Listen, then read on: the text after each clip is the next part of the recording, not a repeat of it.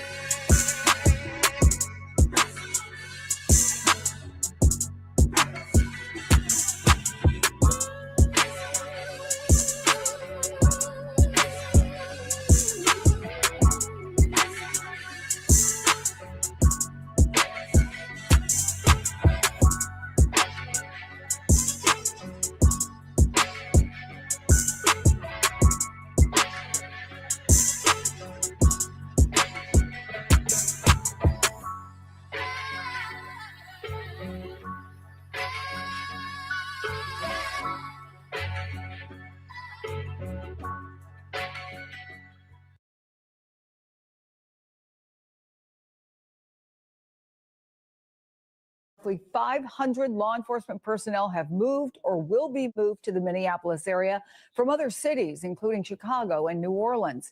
Governor Tim Walz and other state officials have pleaded for the government to pull back any agents after a tense 48 hours that saw protesters clashing with federal officers. The governor has now ordered the National Guard to be staged and ready to support local and state law enforcement, who are simultaneously fighting to have a role in the investigation after the FBI froze them out. If you got nothing to hide from, then don't hide from it. Include local experts in the process. We got nothing to hide from here. All we want in Minneapolis is justice and the truth. 50% of the shootings that have happened thus far in Minneapolis this year have been ICE. In other words, we've only had 2 shootings. One of them has been ICE. We are a safe city. ICE is making it less so. Another shooting is adding to the outrage. 2 people were shot by Border Patrol agents during a traffic stop in Portland, Oregon. Their conditions unknown. The visceral reaction, the anger, is evident across the country. Look at this. Protesters taking to the streets nationwide. We now know there are plans for demonstrations to stretch through the weekend. Michael, do you think more law enforcement coming in from, as we said, Chicago, New Orleans, helps or hurts the situation? Oh, I don't think it's even a question. I think it emphatically hurts the situation, exacerbates things, and is likely to create more incidents of violence. As the mayor stated, Minneapolis is not a city that has had a serious problem with criminal violence recently. The 50% of their shootings recently, he said, were by government agents. And we need to reiterate that. We are in a situation where masked agents are refusing to identify themselves and gunning down civilians who are not committing any crimes of violence. This is palpably insane. In 48 hours, this has happened in 2 cities. What the situation calls for is de-escalation, good faith negotiations on the part of the federal government with states about what they actually need in their jurisdictions, and a willingness to back down when their presence is not appropriate or helpful. Uncut Underground says the great white crash out is upon us.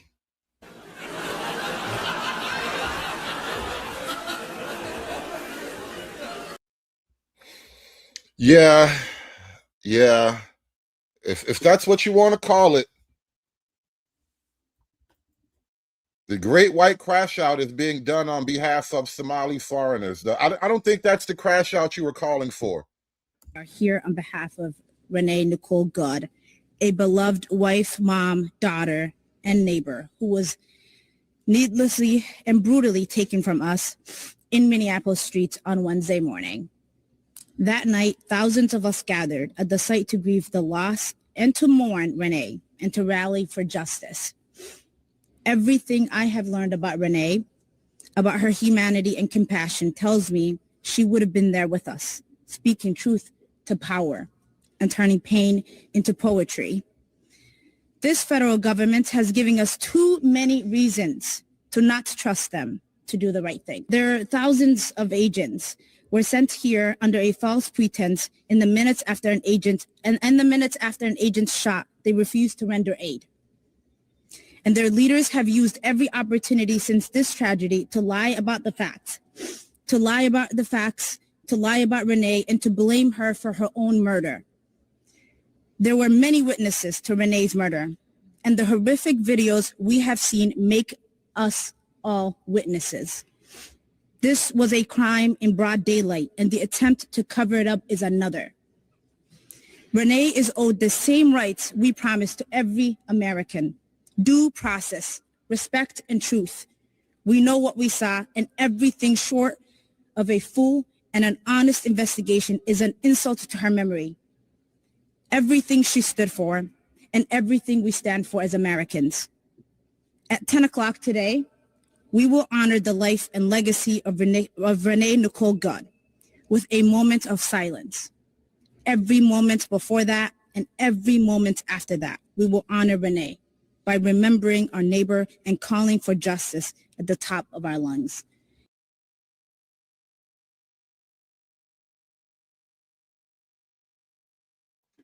Shout out to Uncut Underground in the chat. He says, this thing about Somalians. Yes and no. Yes and no. It's partially about Somalis on the front, on the cover, right? Somalis are a cover.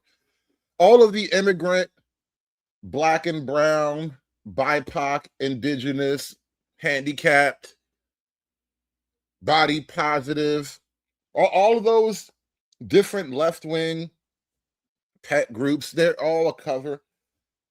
And what they're covering up is massive, massive organized fraud on behalf of the Democrat Party. That's really what the, quote, great white crash out is about. The white liberal foot soldiers in the streets right now are crashing out to defend their gigantic multi-billion-dollar national patronage system.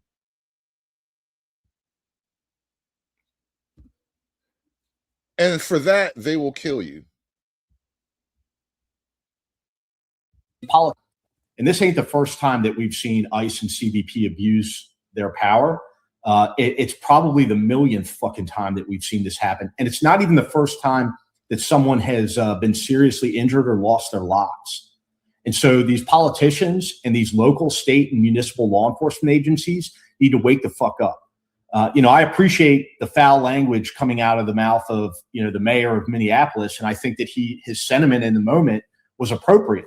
That being said, what are you doing? What are you directing your law enforcement agencies to do to protect your citizens? How are you going about doing that? I don't need to hear from the chief of police that we all need to remain calm and protest peacefully. Fuck you and fuck that. What are you doing to keep me safe? What are you doing to keep my mother safe, my sister safe, my community safe from these thugs?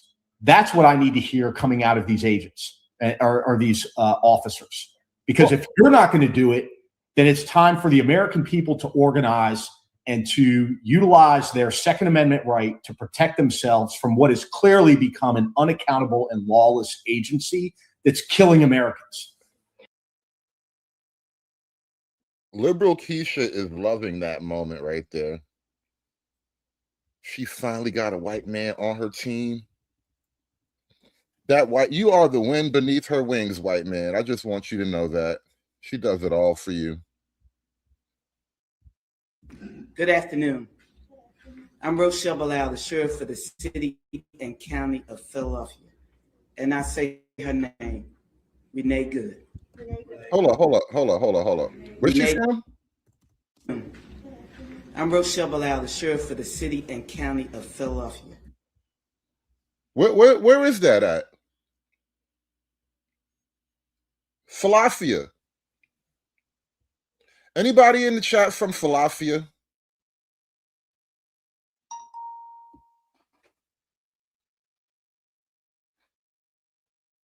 Has anyone ever driven through a town called Philadelphia? Good afternoon. I'm Rochelle Bilal, the sheriff for the city and county of Philadelphia. And I say her name, Renee Good. Renee Good.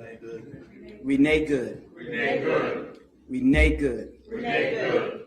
This should not have happened, but we're here today. Let know that law enforcement professionals, real ones, not the fake made up ICE, probably Trump's new army to attack citizens of the United States. Did you hear what I said? No law enforcement professional wears a mask. None. Those that come into our communities wearing a mask to commit crime, thank God for our district attorney, Larry Krasner, who said he's going to lock them up. And I'm saying now, we are. Understand what you're hearing right now. Local municipalities across the country have declared their intent to arrest and prosecute federal agents in commission of their sworn duty as federal agents, which is apprehending federal criminals, particularly people who have committed immigration violations. I'm not going to whisk you away for them to hide your identity, because when you do it there, you're getting arrested there. No whisk away for them to hide you. None of that here. None of that here. Law enforcement professionals do not shoot at. Scam Likely, I don't think this is Philadelphia. All right, I've been to Philly. She told me she's from Philadelphia, and I ain't never been to Philadelphia before. All right, she told me she's from Philadelphia. Look. Now, the sheriff for the city and county of Philadelphia. She says she's from Philadelphia. All right, don't try to pretend like this. I know how Philly chicks talk, bro. I know how Philly chicks talk, bro. She don't even talk like a Philly chick. I'm Rochelle Bilal, the sheriff for the city and county of Philadelphia, and I say her name. Renee Good. Renee Good. Renee Good. Renee Good. Renee Good. Renee Good. This should not have happened, but we're here today. Let know that law enforcement professionals, real ones, not the fake made up ICE, probably Trump's new army to attack citizens of the United States. Did you hear what I said? No law enforcement professional wears a mask. None. None. Those that come into our communities wearing a mask to commit crime, thank God for our district attorney, Larry Krasner, who said he's going to lock them up. And I'm saying now, we are not going to whisk you away for them to hide your identity, because when you do it there, you're getting arrested there. No whisk away for them to hide you. None of that here. None of that here. Law enforcement professionals do not shoot at moving vehicles. I'm not saying fleeing, because she wasn't fleeing. She was getting out of the way. Law enforcement. Why was she in the way? What was she doing in the way? How did she wind up in the way? And not only that, but we have a more definitive angle. We have some new video, and it really does just close the case on the narrative of what happened. Yes, she hit the police with her car, and yes, the cop shot her in the face when she was trying to do that. Professionals do not stand in front of moving vehicles invoking an action that is illegal. No, we don't. Hold on, what was that last line? And so we stand here today. No, invoking an action. Are these even words? What language is that? I feel like she's using like Durka Jawa words in here. She was getting out of the way. Law enforcement professionals do not stand in front of moving vehicles invoking an action that is illegal. No, we don't. And so we stand here today with all those who stand against the made up fake, what you can call ICE, professional law enforcement. I don't call them none of that. I call them made up fake wannabe law enforcement, because what they do is against not only legal law, but the moral law. So I'm with the DA. There's a moral law? I had no idea there was a moral law. What's the moral law? Can anybody tell me?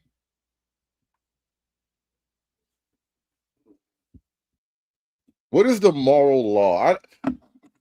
Does she mean natural law? Because if she mean natural law, then might makes right, and she should have understood. Natural law means you have to get down or lay down. What is moral law, though?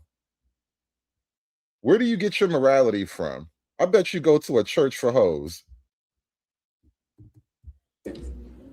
Because what they do is against not only legal law, but the moral law. So I'm with the DA, and we will work with them. If any of them want to come in this city and commit a crime, you will not be able to hide. Nobody will wish you off. You don't want this smoke, because we will bring it to you. An overweight black woman from Philadelphia is basically declaring war on Donald Trump and the federal government. We are absolutely winning right now. Absolutely. We have done more than change the conversation. We changed the balance of power in the federal government. And the fake, whatever they call them, because I can't say the name, but the criminal in the White House would not be able to keep you from going to jail. Renee Good should be here today. And to her family, we are saying law enforcement professionals are not the ones here in this city that would do that. But here's the last thing that I will say. Law enforcement professionals around the country do their job. And we have been fighting for years to build that bridge between us and our communities. You have one negative nutcase that causes this problem, and now we all have to fight again to let people know law enforcement works with communities. These crimes would not be down if we didn't have communities work with us. Thank you.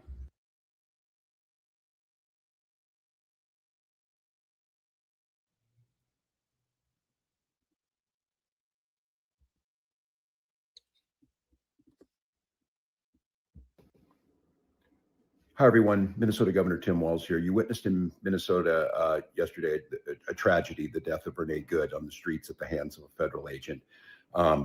You also witnessed last night a beautiful vigil, a peaceful vigil, people expressing their constitutional and First Amendment rights in a peaceful manner. And for that, I say thank you.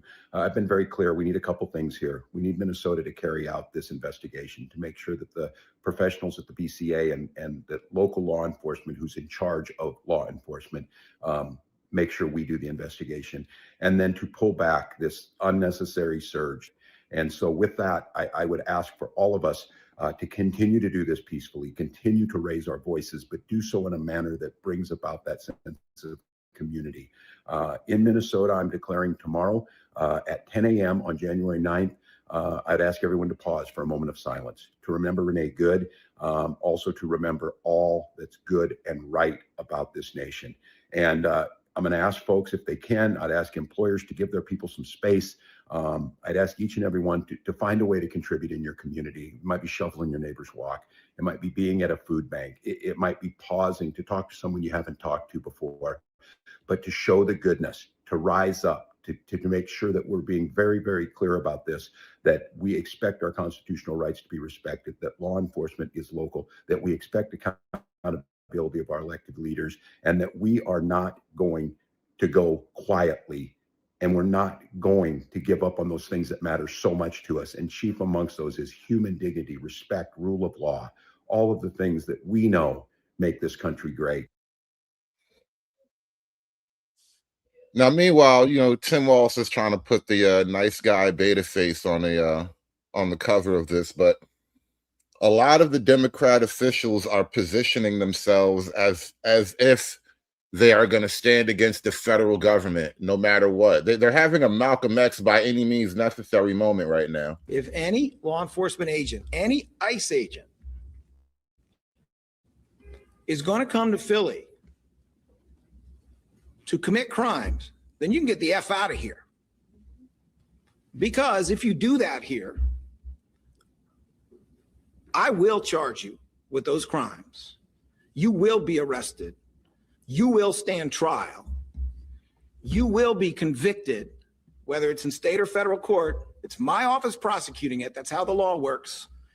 And you will do your time. because Donald Trump cannot pardon you for a state court conviction. Do you hear me? ICE. They are throwing down the gauntlet. Agents, do you hear me, National Guard? Do you hear me, military? You're going to jail if you commit crimes in the city of Philadelphia. You will be accountable. The law applies to all of you. And I know that there are honest, decent, moral law enforcement officers out there by the bushel, including in ICE. This is not for you.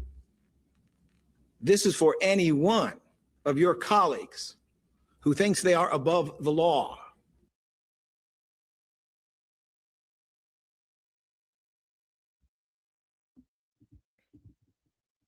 I wonder if this year is the year we finally get the Insurrection Act. Feeling very insurrection-y lately. Good evening, Chicago. I would like to take a moment to address the tragic loss of life today in Minneapolis. The video that many of us have seen of ICE officers fatally shooting a woman at point-blank range is deeply disturbing and unfortunately all too similar to incidents that have transpired here in Chicago. No community deserves to be subjected to the terror that's stemming from this president's use of ICE as his personal militarized force. At the start of their operation in Chicago, an ICE agent killed a father, Saverio Villegas Gonzalez, under very similar conditions in his car right after dropping his children off at school. And just as they tried to do today in Minnesota, the Trump administration lied about what happened and spewed misinformation in an attempt to distort the public's understanding. There was no accountability for that killing, nor was there any accountability when another legal observer in Chicago was shot 5 times. It is incidents like these that demonstrate why we have pushed back against reckless and racist militarized immigration enforcement in Chicago. When we have rogue, masked federal agents killing people on our streets, we are all less safe. In Chicago, we saw these same agents indiscriminately raid apartment buildings, tear gas school children, and violate the fundamental rights of countless Chicagoans. Chicago stands in solidarity with Minneapolis. I'm praying for the family of the victim, for Mayor Frey, and for the people of your city. I implore you to come together in this moment. The point of this operation of ICE raids and of this president's rhetoric is to divide us and to dehumanize our neighbors. Do not let them change the part of your soul that sees a fellow human being when you look at your neighbor. We will get through this. And to my fellow Chicagoans, we will continue to stand together and hold the Trump administration accountable and to protect our communities from the abuses of the Trump administration. Thank you.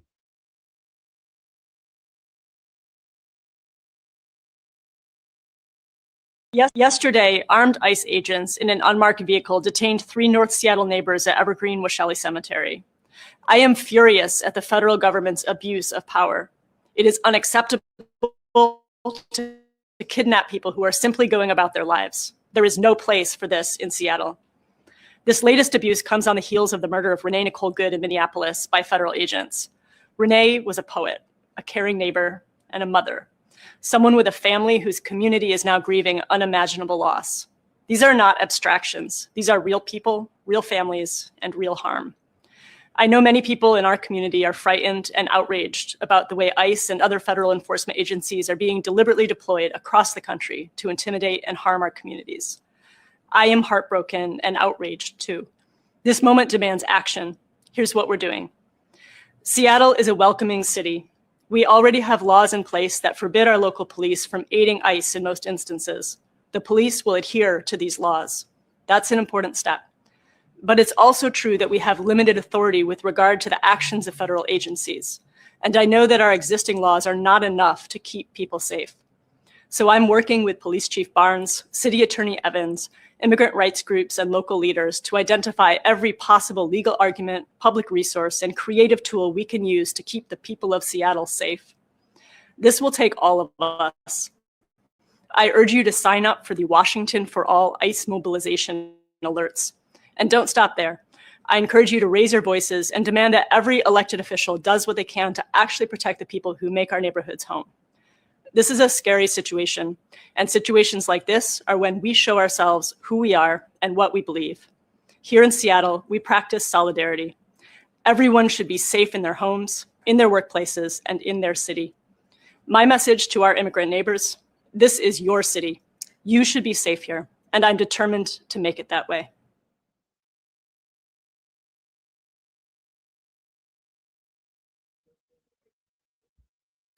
Uncut Underground, attempting to reframe this as a states' rights issue doesn't really fit. They are clearly in violation of many laws, both state and federal. They're violating their own state laws. This is a part of the reason why the Trump administration doesn't want to share any investigation powers or knowledge with the people with the officials of Minnesota, because they are corrupt. And now when your corruption finally comes to the surface, and it's not only local, it's not only statewide, it's national, and it's all connected to the Democrats in particular, your states' rights issue doesn't really land well anymore. I was asked yesterday in the press conference about the Tren de Aragua group, also known as TDA. At that time, I did not have pertinent information as to their potential role or involvement here in the city. Doing some more digging, sought some more information. Once the names of the people who were shot yesterday by the federal officers came out, we were able to do some investigating on our part to see if there was any nexus or relationship with the Portland Police Bureau or regional partners. I can confirm, first and foremost, that these two individuals are in stable condition. They are still hospitalized. They are in custody of the federal law enforcement, but grateful that they are appear to be on the road to recovery, and I'm grateful for that. They do have some nexus to involvement with TDA. We can confirm that. We know that we had a shooting in Northeast Portland in July of this year, and the victim in that shooting was self-identified as a Venezuelan immigrant who informed us that the suspects in that shooting were associated with TDA. Based upon that, we've been working that case. It's an ongoing investigation, but we have been working that case, and there's also been involvement with the two people who were shot yesterday by the federal officers through some criminal cases out in Washington County. So this is a regional effort as we look at this group affiliation and the potential for violence that has occurred. And it's still ongoing, so I don't have details. And what I can say is there is an association with the two folks yesterday and TDA. He hates having to admit that, but all of the narratives around who's being arrested and what the Democrats believe in, it's all falling apart. Plus, you know, the evidence is just in front of your eyes. Neither for a mortal threat. And so that's all people are asking is for. People asking for, you don't know that for sure. There's a video of it. No, and I saw a different video than you. I saw her back up in the wheels. There's multiple videos. Exactly. There's So multiple since angles. you're not a federal investigator, and neither am I, then we have eyes. So so does the rest of the country that agrees with you. And so therefore, The rest of the country disagrees with me? Half of the country at the very least. And so my point is that you're saying you have eyes, and so does everyone else. And Did people you watch disagree with you. Okay, let me So ask I think you an this. investigation is warranted, and one that doesn't exclude the There's entire going to local law be an investigation, and local law enforcement, I mean, give me a break. They're the ones who don't want to work with And federal federal law agents. enforcement, give me a break. They're the same ones that are implementing things that can I are finish my attacking point? walls. Please. The Minnesota police were directed by their political leaders not to cooperate with ICE and federal agents who are working in the vicinity, which, by the way, directly contributed to this incident, because if police were on scene and were able to keep these crowds under control, ICE wouldn't have to do these detainment operations to prevent obstruction by local protesters. They already made the decision that they don't want to work with the feds. Now, all of a sudden, that they can use this incident to try to claim that ICE is murdering American citizens. Now, all of a sudden, they want access to all of the federal evidence. It doesn't work that way. You don't get to have it both ways. I mean, somebody was killed. And Yeah, somebody was killed, and we're really tired of caring about that. Well, what started here last night as a fairly peaceful vigil and protest turned very tense. We do want to show you the moments that those vehicles drove into the crowds. I do just first want to warn you, though, it may be difficult for some of you to watch. Just into our newsroom this morning, video showing a car and van driving through crowds at an ICE rally. You can see the cars inching forward through people before driving off. As the van pulls away, someone runs after it, throwing what looks like chains at the back window and smashing it. Hartford's mayor directing the police department to begin an investigation into what happened. Senator Chris Murphy says he and his team will also do everything they can to gather as much information as possible about that incident. This all culminated after an hours-long protest and vigil honoring 37-year-old Renee Good, who was shot and killed by an... What happened to Drive Baby Drive? This looks like another incident of Drive Baby Drive, right? Forward through people before driving off. As the van pulls away, someone runs after it, throwing what looks like chains at the back window.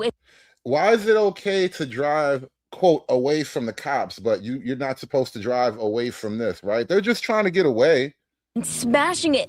Hartford's mayor directing the police department to begin an investigation into what happened. Senator Chris Murphy says he and his team will also do everything they can to gather as much information as possible about that incident. This all culminated after an hours-long protest and vigil honoring 37-year-old Renee Good, who was shot and killed by an ICE agent in Minneapolis.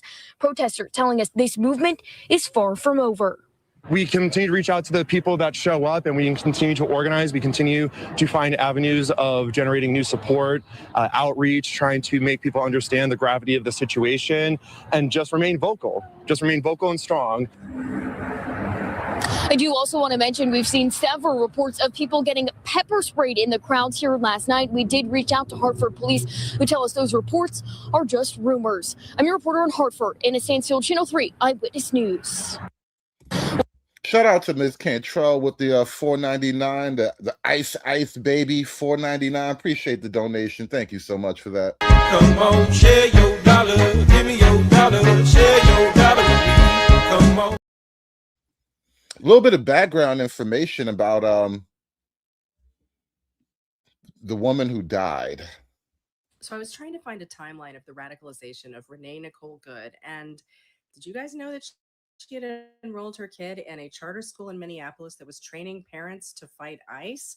Because she absolutely did. The New York Post has an article out where they dug into this Southside Family Charter School a little bit. Apparently, this school is where Renee Good, who was fairly new to Minneapolis, was introduced to ICE protesting in the first place. Oddly enough, this school sounds way worse than a Leering Center. It was opened in 1972 to have an unabashed focus on social justice education. No, really, this is straight from their website. We integrate social justice into every grade level, telling the stories of the people, not the people in power, and helping students understand history and their role in making the world a better place. A gym teacher who retired last month said that current... Hold on, Uncut Underground. I thought this was a states' rights argument. You seem a little bit confused here. Fight ICE?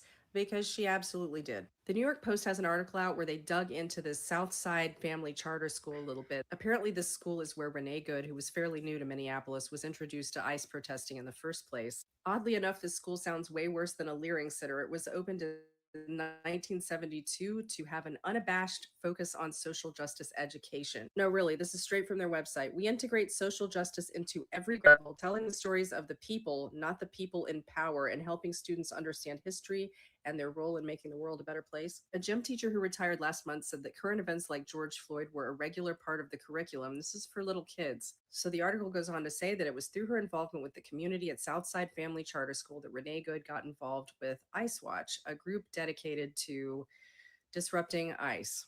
Another mom at the school identified as Lisa, saying Renee Good was trained against these ICE agents, what to do, what not to do. It's very thorough training. And this ICE Watch group apparently had become a lot more organized and a lot more radical, making connections with other extremely radical groups there in the Twin Cities. And this was a school for her 6-year-old. So she was further radicalized at a school for her 6-year-old in a city that she had just moved to. And she was already pretty radical. She and her partner fled Kansas City to Canada after the election of Donald Trump in 2024. And then moved back down to Minneapolis, where all of this ended up occurring. So this is completely insane, and it just keeps getting worse and worse. And it seems like Nick Shirley just found the tip of the iceberg there in Minneapolis, because in addition to a bunch of fraudulent fake Somali daycares, there's also a charter school training up moms to fight federal agents. They can try anything they want to try and distract us from this nest of radicals up in Minneapolis, but I want some hearings. Training moms to fight federal agents is very dangerous. That's how you wind up in Snow Bunny heaven. When I die, I'ma go to Snow Bunny heaven. Snow Bunny heaven.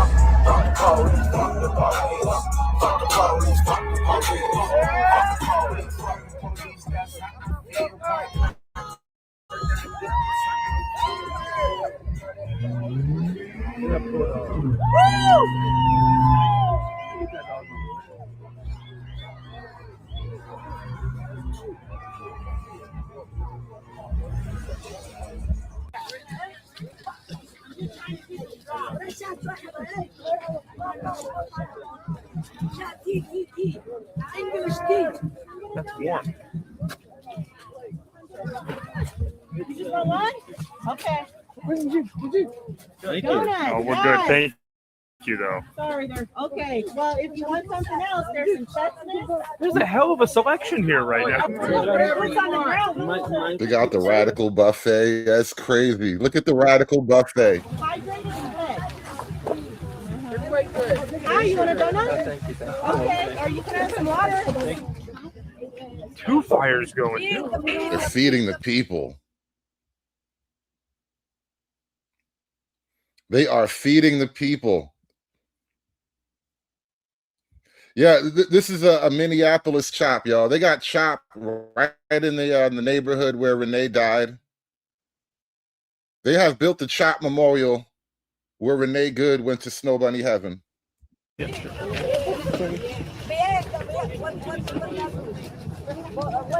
you from? Salvador? Ecuador. What is that? Whoa, we. Nope.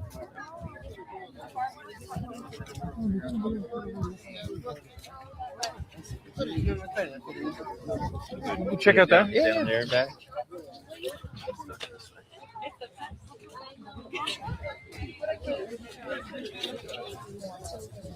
No school too. Hey, everybody, the street folks come out and check it out. Share time.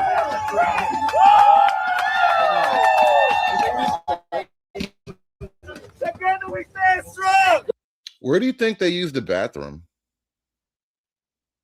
I mean, because, you know, food goes in, food comes out, right? I'm not seeing a lot of like porta potties or whatever. Do you think they just like pick a house and everybody goes there? What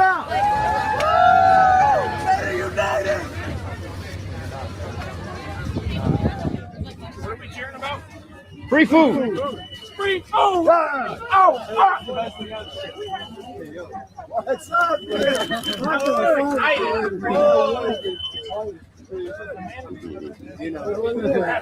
Indian style is crazy. That's probably true though. They probably just pick a backyard and go Indian style. Yeah.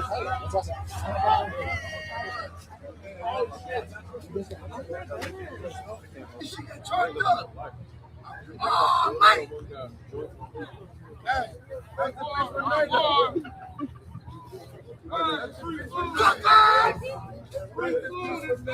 Hurry up, go in. I know you're hungry.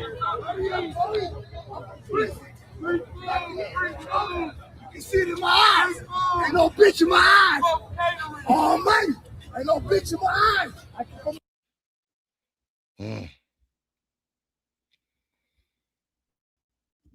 Getting a little crazy on the streets in Minneapolis tonight. Well, last night, really. Just whatever just I have been at. There are hundreds of people here, and they've been here for the last hour with it sounding just like this. And it's whatever you can make noise with. We've got a lot of whistles. We'll take you through some of this. And then you can see here a little bit of DIY from the kitchen. Just whatever pots and pans people could grab, a spatula, a lid of a pot. There's tubas, trumpets, lots of whistles. We even saw an inflatable frog with an accordion a few minutes ago. So, as you mentioned, they are here because they believe ICE agents are staying at this hotel. We don't know if that's actually the case, but their goal is to try to make sure that ICE agents have as hard of a time as possible sleeping tonight. And they plan to be out here for 3-4 hours plus tonight. Hundreds of people are here. They have totally blocked off almost an entire city block here, and this noise has been constant throughout. Several people have speakers that they are carrying on their shoulder, blasting music all throughout here. Now, it's also notable there is no police presence here. So while they're blocking this off, this is not a city condoned event by any means at all. But thus far, while it is extremely loud, extremely crowded, it has been peaceful thus far at this point. One of many protests that are scheduled to take place this weekend. Jesse? Wouldn't it be funny if ICE wasn't even staying at that hotel? Right? Poor people. Oh, my God. All right. Well.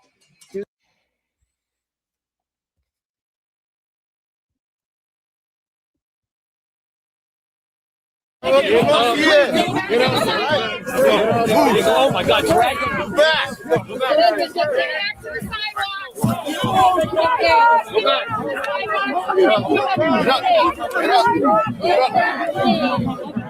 Let's get back to the sidewalk. Hold on, I'll help you up. I'll help you up. Back up. Yeah,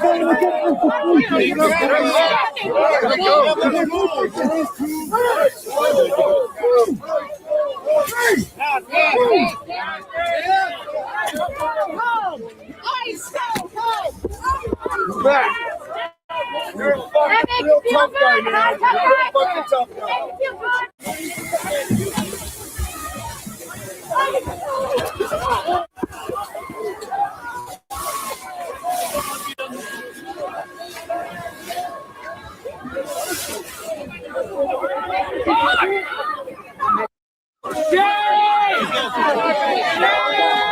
Let's go. Get up. Get off your sidewalk. Let's go, kid boy. Let's go. Get out of it. Let's go.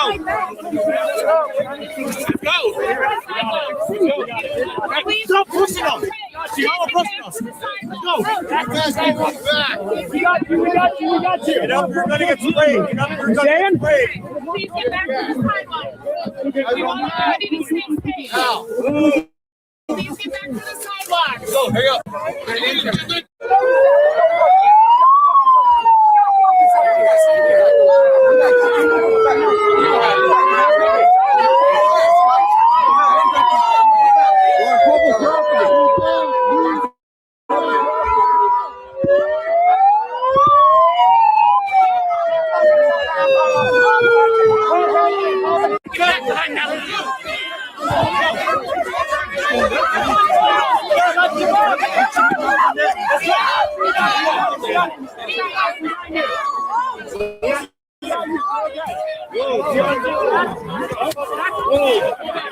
Get back! Get back! Get back! Get back! Ice, go home! Leave him alone! Hey, leave her alone! You motherfucker!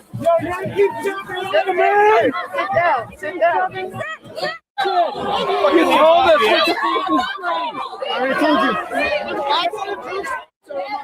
Shit somewhere else, you fucking How many Proud Boys in the group? No, he Go put his, back he to put his leg there. January That's 6th. clear present danger there. How many Scary. Proud Boys?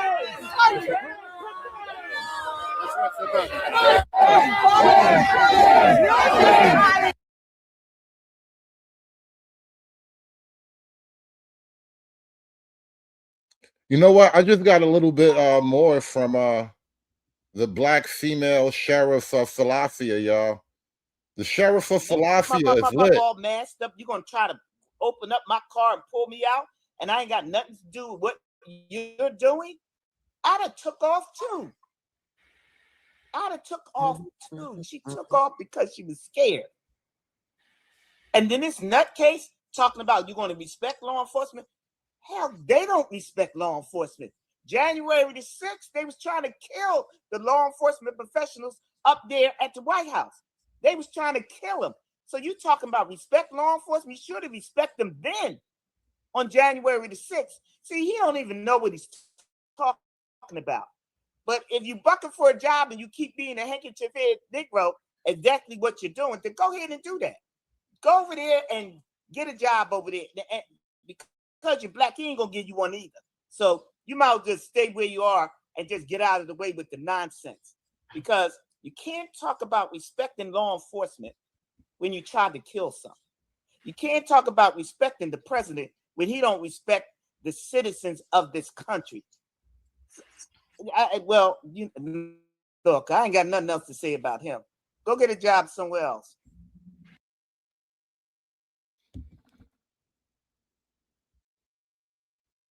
Big shout out to the chief of Philadelphia.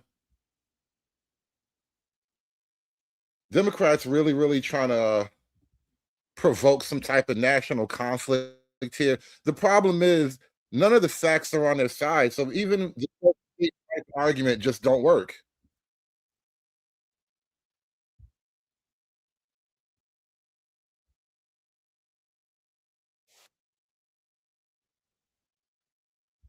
Hold on, let me bring that back up. Give me 1 sec, y'all. Such a simple question. I'm asking you guys.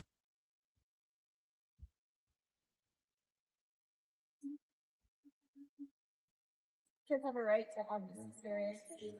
Yeah, for you cursing like that, as state representative, Sarah, did your parents teach you that? Or where did you learn such foul language? Such a simple question. I'm asking you guys. Simple question there. Yeah. Yeah. Yes. Where did you learn Learn how to, terrorize human beings? it's very interesting when we make your community safer. Your residents thank us, but you don't know that as a representative, do you? Could you explain to me I can. why I'll tell you you later are immigration not, information. why are you not arresting criminals? Why are so few of the people that you have arrested and detained and deported people with criminal records? They're all criminals. They've all crossed the border illegally. Crossing the border illegally is a civil offense. No, 18 U.S.C. 1325 illegal entry. That's a federal crime. Yes. It's still considered civil immigration enforcement.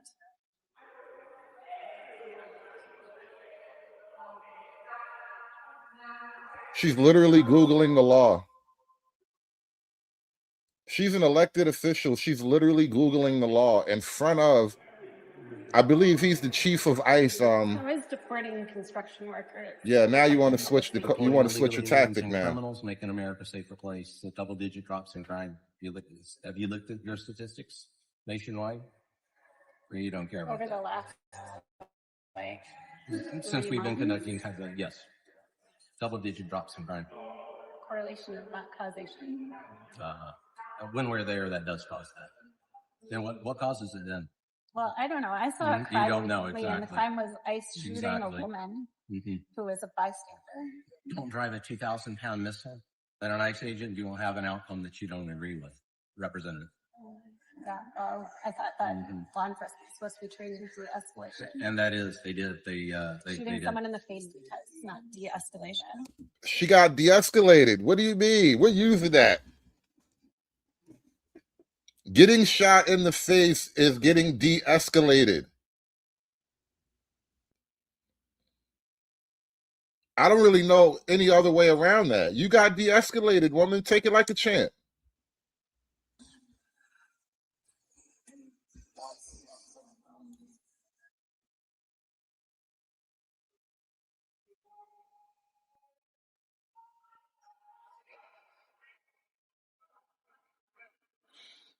What's your job? I work with Are you OAN. like the comms people? With No, I work with OAN. Oh, We love watching representatives use their First Amendment. I think it's fantastic. well, I'm a former member of the ACLU of Minnesota board, and I believe in respect that. Good. What about the Second Amendment? You believe in that one? Don't have a strong. You don't have just the ones that suit you there, Representative, right? What about that Second Amendment? Well, I don't know if you heard, but we had a shooting in a school here in Minnesota recently. And a lot What's of that got to do with little the Second children- Amendment? Well, I think that if we had some common sense gun violence prevention Who gets to laws- say it's common sense? You? Well, yes, I'm a legislator. Exactly, and I think that's definitely the problem there. Is it? Well, Yeah. I think the problem is that When you children use are that, dying. when you use that violent rhetoric around children, yeah, I'd say that you probably are not exercising a lot of common sense there, Representative. I'm here as volunteer for the Mhm. Minnesota Youth in Government. And the point of Minnesota Youth in Government is to encourage children to participate in our civic institutions, to learn about them, to learn how to exercise their constitutional rights. I do We are that. into- I do the same thing. I haven't interfered in anything, but I do the same thing. I take children to shooting ranges and I teach them to shoot, to exercise their Second Amendment rights that it seems like you want to take away. I don't have strong opinions about the Second Amendment. I just care about Just the ones you children's want, right? well-being. And just those rights you think you need to care about. Well, I But just not the want second. That's always the people litmus test for you to- folks. Always the litmus test. I just want people to be able to live in peace. Me too. That Second Amendment does that. Really? Well, all I've seen here in Minnesota is people dying, including children. What about the lives that are saved by guns? You don't talk about that, do you? Does anybody die from fentanyl? I'm just wondering because the end all is get rid of guns, people don't die. Is fentanyl still killing people in Minnesota? Just wondering. Because it's illegal. Because it's illegal. The government, we don't hand out fentanyl. Is fentanyl killing people in Minnesota? See, this is where you need to count to 10. Too easy. I really don't want you to leave, but yes. Time to go. All right.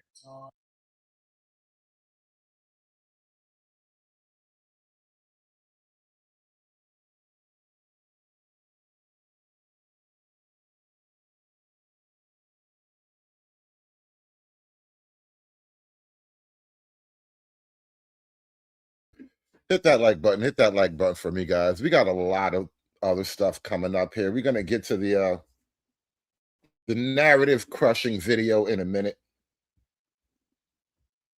They thought they could gaslight us about how it really went down. You know, a bunch of middle-aged wine moms got the wrong idea about how things work in the real world. If I continually see you following us, interfering with us, honking your horn, blocking our cars, you have a very high probability of making a really bad decision and being arrested today, okay? I think I'm making exactly I'm not. the right decision. Oh, then why are you giving her a warning? I'm giving her a warning to not interfere with what we're doing, to not make a bad decision today and ruin your life. Whoa, bad Okay, decisions. thank That's you. funny coming from you. Okay, alrighty. Thank you. Have a good day. I hope you have a terrible day. Okay, thank you.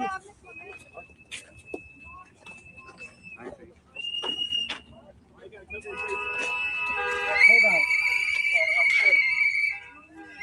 Watch out, it's slippery. Watch out. Yeah, there's a lot of ice around here. Just so you know, if we continue to have you follow us, okay? Okay. Have fun. Don't make a bad decision today. What is illegal is stopping people unconstitutionally. Don't interfere.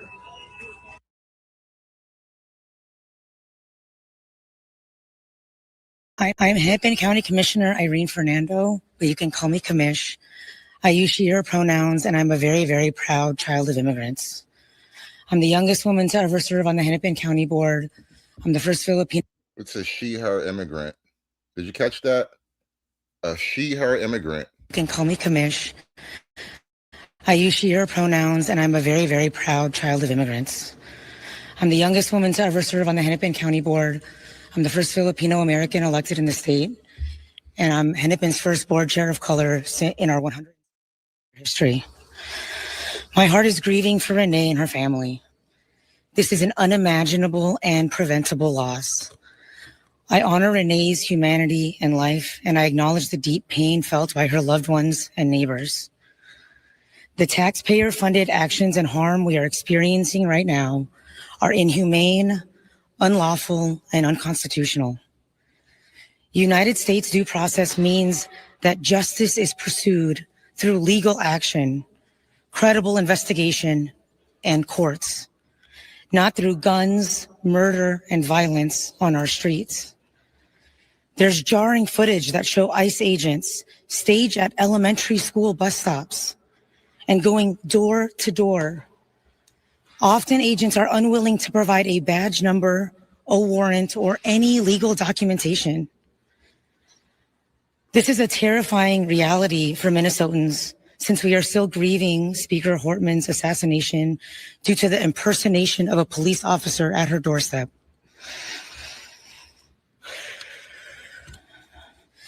Our community has experienced a national spotlight with law enforcement shootings, which required significant change and reform on how such cases are examined, investigated, and communicated to the public. It is critical for our communities to have some sense of trust in the process in order to meet the standards set by Minnesota law and resident expectations. This is why we're calling on the federal government to cooperate with a joint or independent investigation conducted by the Minnesota Bureau of Criminal Apprehension. The thought is that they would do this together, but if for some reason that is not possible, please allow shared evidence for a parallel investigation. The Minnesota BCA is the only nonpartisan state agency equipped to investigate robustly and effectively, in part due to their establishment of the Force Investigations Unit. They have the expertise, they are equipped, and they are ready to pursue justice on behalf of Minnesotans. Alongside their own investigation, the BCA, alongside the federal investigation, the BCA can and should conduct this parallel process, which means full access to the information, evidence, and case file. Because in Minnesota, we expect that investigations are completed by the BCA to then get reviewed by the county attorney to determine if the use of force was appropriate or not. Now, you are the exact same people who could not or would not investigate billions of dollars of fraud over like a decade in your state. I don't think we can trust your investigatory powers, you know? Now to Minneapolis, and as we said, new video tonight. This is some of it. It is grainy, difficult to see. It could provide certainly provides another angle on what happened before 37-year-old Minneapolis mom was shot and killed by an ICE officer shortly after dropping her 6-year-old off at school. Now, it comes on what has been a tense day there, with more federal agents surging into the city. Minnesota's governor putting the state National Guard on standby to support local law enforcement if necessary. This is the live images of a protest, a demonstration, a gathering in the streets there. This is what it looks like right now, downtown Minneapolis. Demonstrators have also gathered at the shooting scene, which itself is just blocks away from where police killed George Floyd 5.5 years ago. Now, earlier today, armed agents at a federal building near the airport pushed back protesters, deploying some kind of crowd repellent gas and making at least one arrest after someone, according to CNN's Omar Jimenez, apparently threw a water bottle. Throughout the day, the Trump administration has first doubled and then tripled down on its claim that the shooting was the result of an act of domestic terrorism, and that the killing of Renee Good was, in the words of Vice President Vance today, a, quote, tragedy of her own making. He said that with certainty and said this as if it was an established fact. The Department of Homeland Security is already investigating this, but the simple fact is what you see is what you get in this case. You have a woman who was trying to obstruct a legitimate law enforcement operation. Nobody debates that. You have a woman who aimed her car at a law enforcement officer and pressed on the accelerator. Nobody debates that. Well, keeping them honest, people are debating that. Just to remind you, here it is, slow down. This is from one of the camera angles that we have. You see one officer walk over to the car. He told her to get the F out of the vehicle, put his hand into the window. The car, she backs up. The car's reverse lights go on. The officer pulls on the door handle with his right hand, eventually reaching inside the open window with his left. The other officer is now in front of her car, and her reverse lights go out. When the car begins to move forward, the officer unholsters his weapon. He fires it once. Once it appears towards her windshield, second time what appears to be her open window, and then a third shot immediately afterwards. And the car goes careening down the street. The officer reholsters his weapon. Now, take a look at it again. This shooting in real time from two different angles, which we've synced side by side.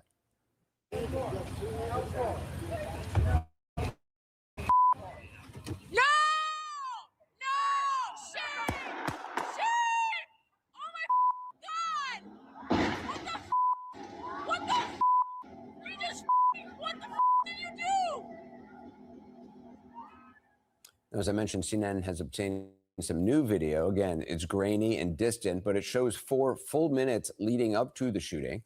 It shows Renee Good's maroon Honda Pilot entering from the right there.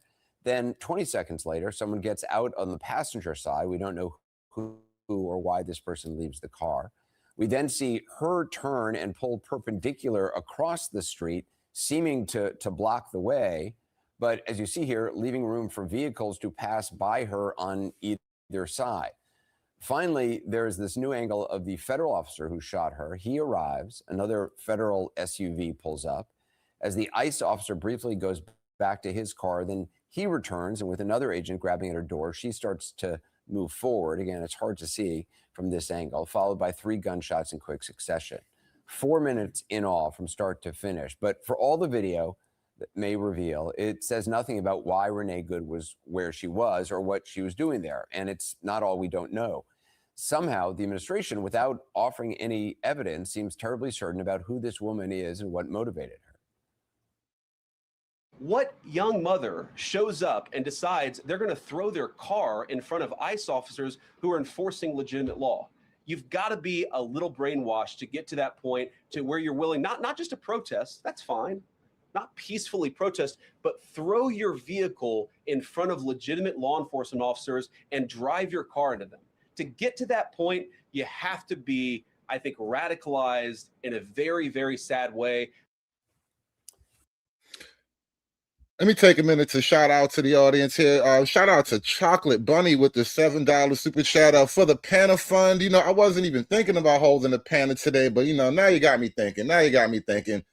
Shout out to Dick Doug with the $2. They didn't do this knowing the daycare fraud. Yeah, they're not going to get out there and get active about fraud. They're not going to do none of that. But you know what? I told y'all we got actually new video. We got a new angle on the shooting, and it does kind of solidify the narrative. But before we get to that, you know, we got a new smash hit going around on the internet. I got to drop the smash hit for you guys. Premiering for the first time, my wife got killed in the Hyundai. And my wife died in the Hyundai, and I'm sorry, not sorry. Ooh, yeah. Somebody had to do it. I am the chosen one. Somebody had to do it. And now she's gone. And now she's gone. Oh, yeah. And me wife died in the Hyundai. Oh, oh, oh. And me wife died in the Hyundai. Oh, oh, oh. And now she's gone. Yeah.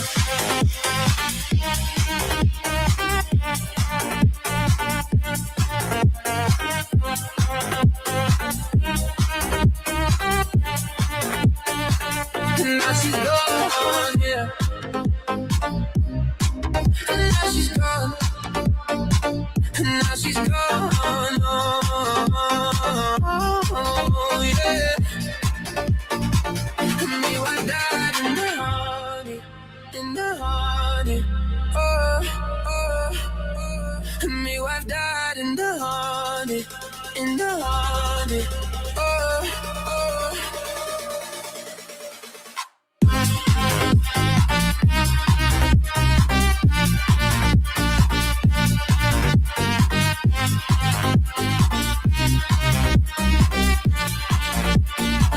Me wife died in the honey, and I'm sorry, sorry, not sorry.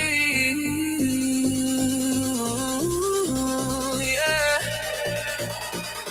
Now she's gone, yeah.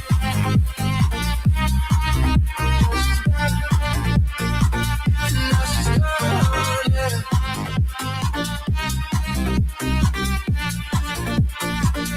Now she's gone, yeah.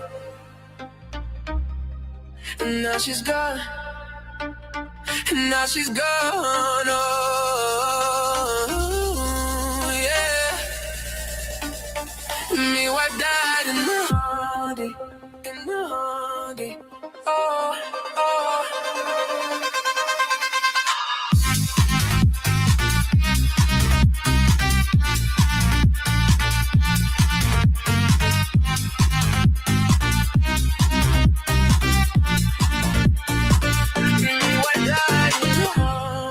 And I'm sorry, sorry, not sorry. Ooh, yeah. Now she's gone, yeah. Now she's gone. Now she's gone, yeah. And me wife died. Now she's gone, yeah. Hit that like button, y'all. Hit that like button. You don't get hits like that anywhere but here. Bringing you the latest and the greatest from the internet every day, all day. New footage has been released. New angle on the that fateful day when someone's wife died in the Hyundai.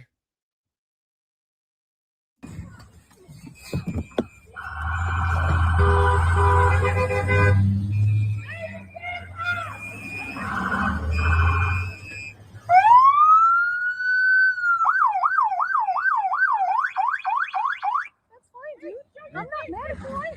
Show your face. I'm not mad at you. That's okay. We don't change our plates every morning, just so you know. It'll be the same plate when you come talk to us later. That's fine. U.S. citizen, former fucking. You want to come at us? You want to come at us? I say go get yourself some lunch, big boy. Go ahead. Out of the car. Get out of the fucking car.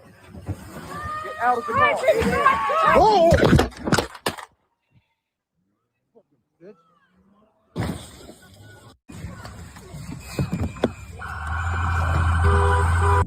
And that, ladies and gentlemen, is how her wife died in the Hyundai. That is literally how her wife died in the Hyundai.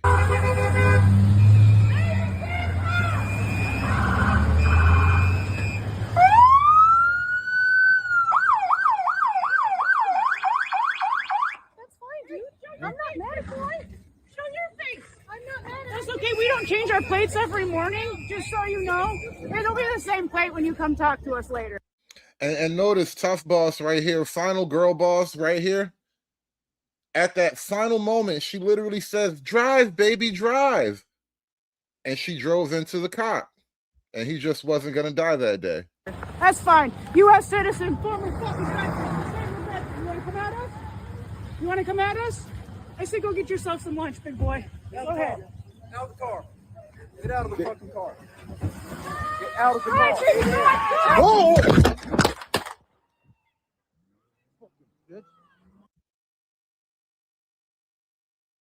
And there it is.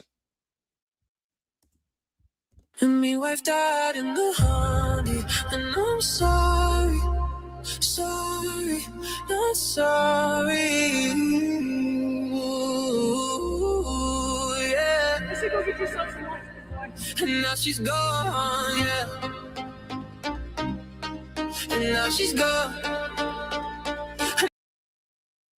That, but absolutely, agents are in a very precarious situation every single day they're out there on the streets. These agitators are out of control, as you said during your monologue, out of control, and they will do almost anything, it seems, to try to stop our mission. Is the mission being stopped because you guys are showing so much patience? You're showing so much restraint. We showed video just last night of a woman bum rushing you and hitting you. I mean, how do you do your job under these circumstances? Jesse, the mission is not going to stop, and it hasn't stopped. We've got thousands of agents in the largest Department of Homeland Security mission ever conducted. Thousands of agents here in Minneapolis and across Minnesota conducting this mission. So it's not stopping, and that professionalism is on display every day. I tell you, I am absolutely amazed at the restraint and the professionalism that ICE, Border Patrol, and all those allied law enforcement agencies provide every single day, especially in the face of hundreds of violent agitators, violent mobs, rioters, you name it, those agents are subject to that every day. It's almost like a running battle for a 10 or 12-hour shift.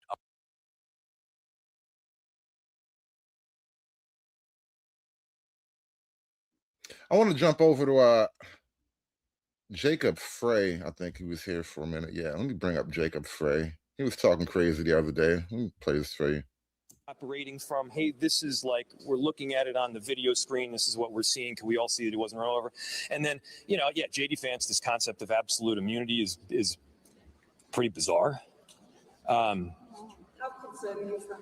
Very concerning. It's extremely concerning. That's why we're asking for the BCA to be part of the investigation. We have time for about 2 more questions. Does someone have a question for someone other than my boss?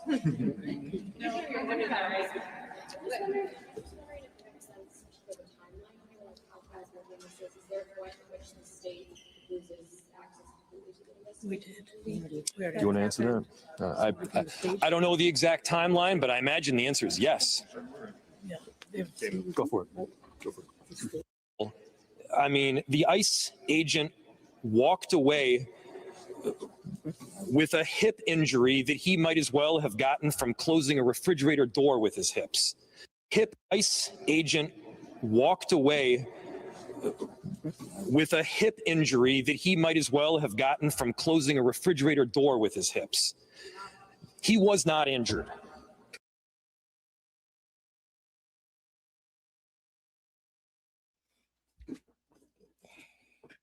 Now you actually have to die in order to save your own life. That's the bar now. You have to actually die before you're justified in saving your life.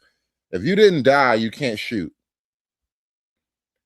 If you don't die first, you can't shoot.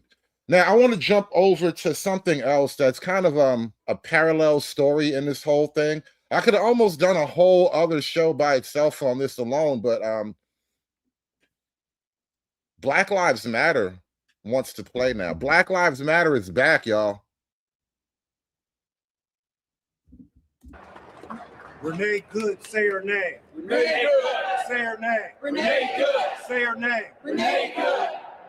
And we've been getting questions just like Elijah said, why wasn't the doctor allowed to give CPR or to render aid to Renee after she was shot in the face multiple times by a murderous ICE agent on the streets of Minneapolis? Why did it take EMS 15 minutes to get there? Why was her body just laying out in the street like that for a very, very, very long time? These things are very, very, very unacceptable.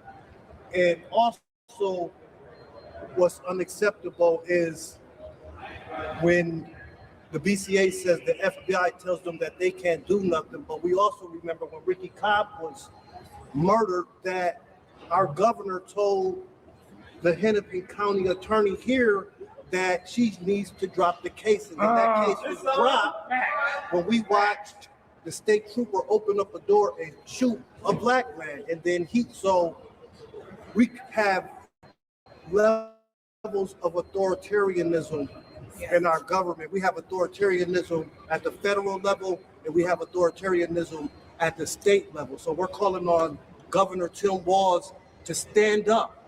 Minnesota has the third or second biggest racial wealth gap in the United States. This is an excellent time for Tim Walz to address that and do an executive order on reparations for Black Americans whose ancestors descend from U.S. chattel slavery. This is an excellent time for Tim Walz to do an executive order on the George Floyd and Policing Act.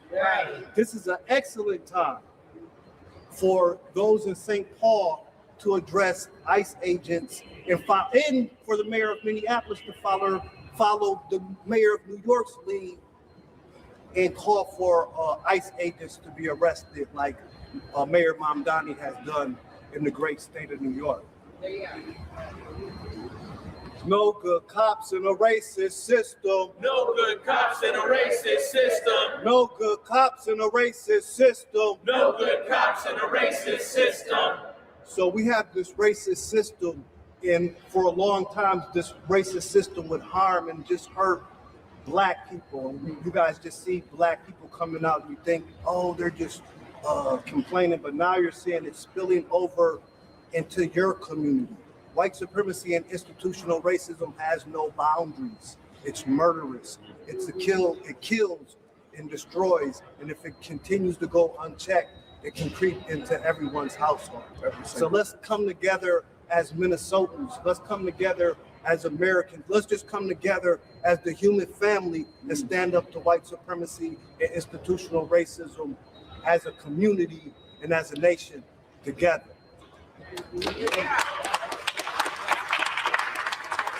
Indict, convict, send those killer cops to jail. The whole damn system is guilty as hell. Indict, convict, send those killer cops to jail. The whole damn system is guilty as hell. Peace.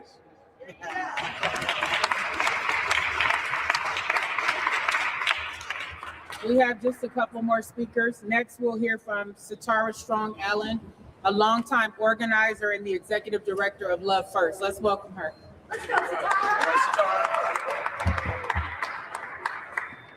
Say enough is enough. Enough is enough. Enough is enough. Enough is enough. My heart is heavy, I'm sure, as everybody else's is. And first and foremost, I want to send my condolences to the family of Renee Good, her partner, her child. I want to send my condolences to the teachers and staff at Roosevelt High School and South High School and the students. At first, when I saw the video of Renee Good being murdered in broad daylight by ICE agents, I thought, you know, this is ridiculous that anybody is going to sit by and allow the government to orchestrate attacks on their own citizens. But then I thought back to the experiences we've had here in the Twin Cities. I thought about Jamar Clark. I thought about Philadelphia in the 80s when they dropped a whole bomb on MOVE and the Africa families just for advocating for civil rights and advocating for animals of all things. And I thought, this isn't new, right? And we cannot sit back and allow this man to continue to orchestrate government attacks on their citizens. There's the law.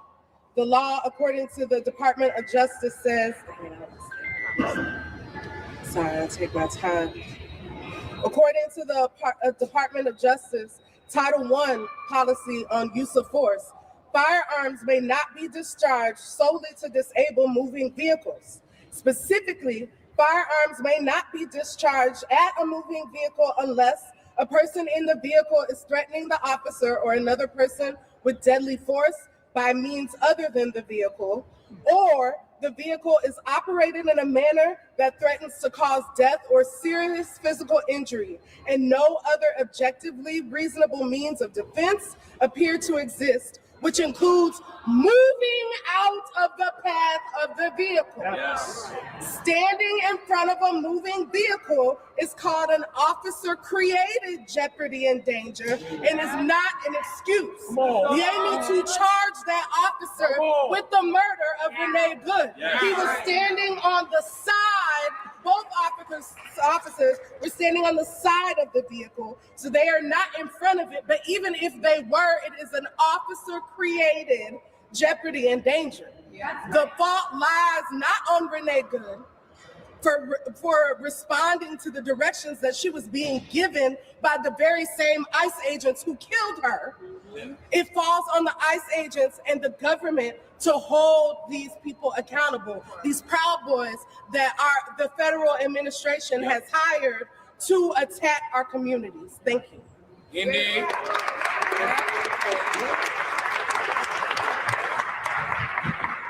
For our last speaker, Tashira Garraway Allen, Families Supporting Families Against Police Violence. Let's welcome her.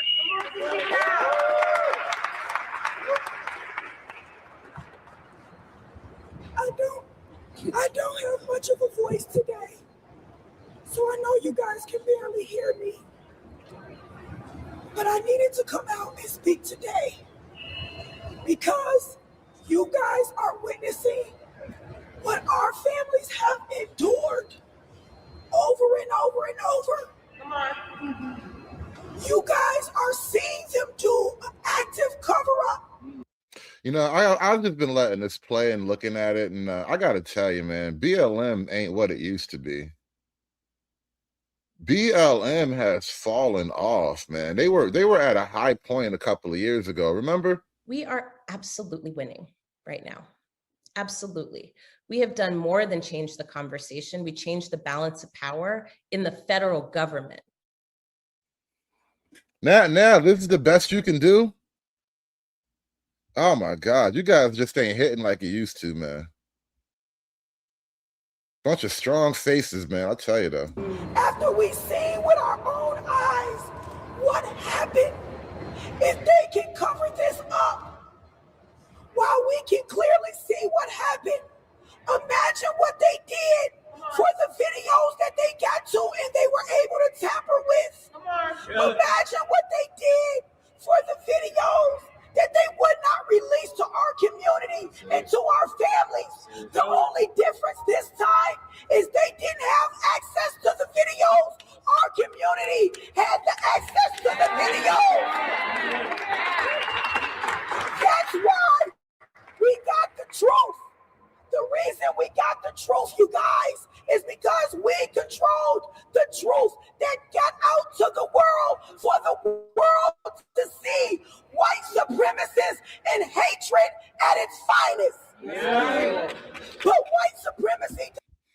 White supremacy is a white man killing a white woman in traffic. Like, they're really trying to drag the black vote into this, and without like major black support, this movement just don't hit like it's supposed to. Does not care who it kills. White supremacy does not care who it hurts. As you can see, they murdered a white woman in broad daylight. White supremacy has one agenda. White supremacy out here killing white women. Finally getting these broads in check. I hit a woman for the first time in my life, and I'm having fun. And that is to control and to stay at the top while people that believe in equality remain at the bottom. Renee Good believed in equality, and she was out there observing, and they murdered her, and we see what happened. But the moral of the story is think about Justin Tigan, who his family has a lawsuit against this same building right now, has a lawsuit because they would not release the videos of the truth of what happened to him. Now you got to bring it back to some black kid. I thought it was about Renee. This heavy main character syndrome. You know, it's funny too. Really, the left has a problem with the white female victim. The fact that it's a white woman, they really can't work the narrative like they normally would. Let me show you something. So I mean, I'm just walking around kind of just dayside because I was like, I don't know if it's the right thing to do. It feels kind of wrong being here in some way. I don't know why. And why do you think? Yeah. I don't know. I don't know. Like where that stems from. Like I mean, part of it is being like a white woman that I'm privileged and I have a lot of privilege. So I feel like white tears are not always something that's helpful or necessary when Black and brown people have been experiencing this for a long time. This isn't new for them. And so I don't know if that makes any sense in that way. How did you decide that you should be here? Or are you still figuring that out? Well, I work like 2 miles from here. So driving by, I don't, it was like, I'm here. I'm 2 miles, I can stop. So I mean, I'm just walking around kind of just dazed-eyed because I was like, I don't know if it's the right thing to do. It feels kind of wrong being here in some way. I don't know why. And why do you think? Yeah. I don't know. I don't know, like where that stems from. Like I mean, part of it is being like a white woman that I'm privileged and I have a lot of privilege. So I feel like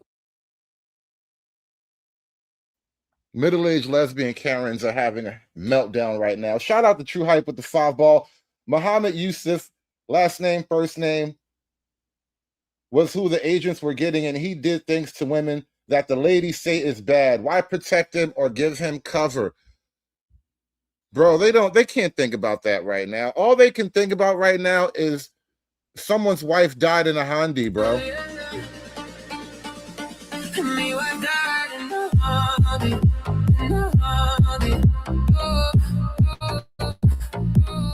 You have died in the Hyundai, now she's gone, yeah.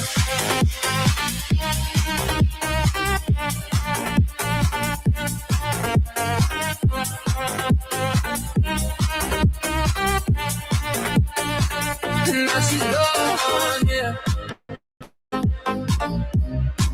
Now she's gone. Now she's gone, oh, yeah.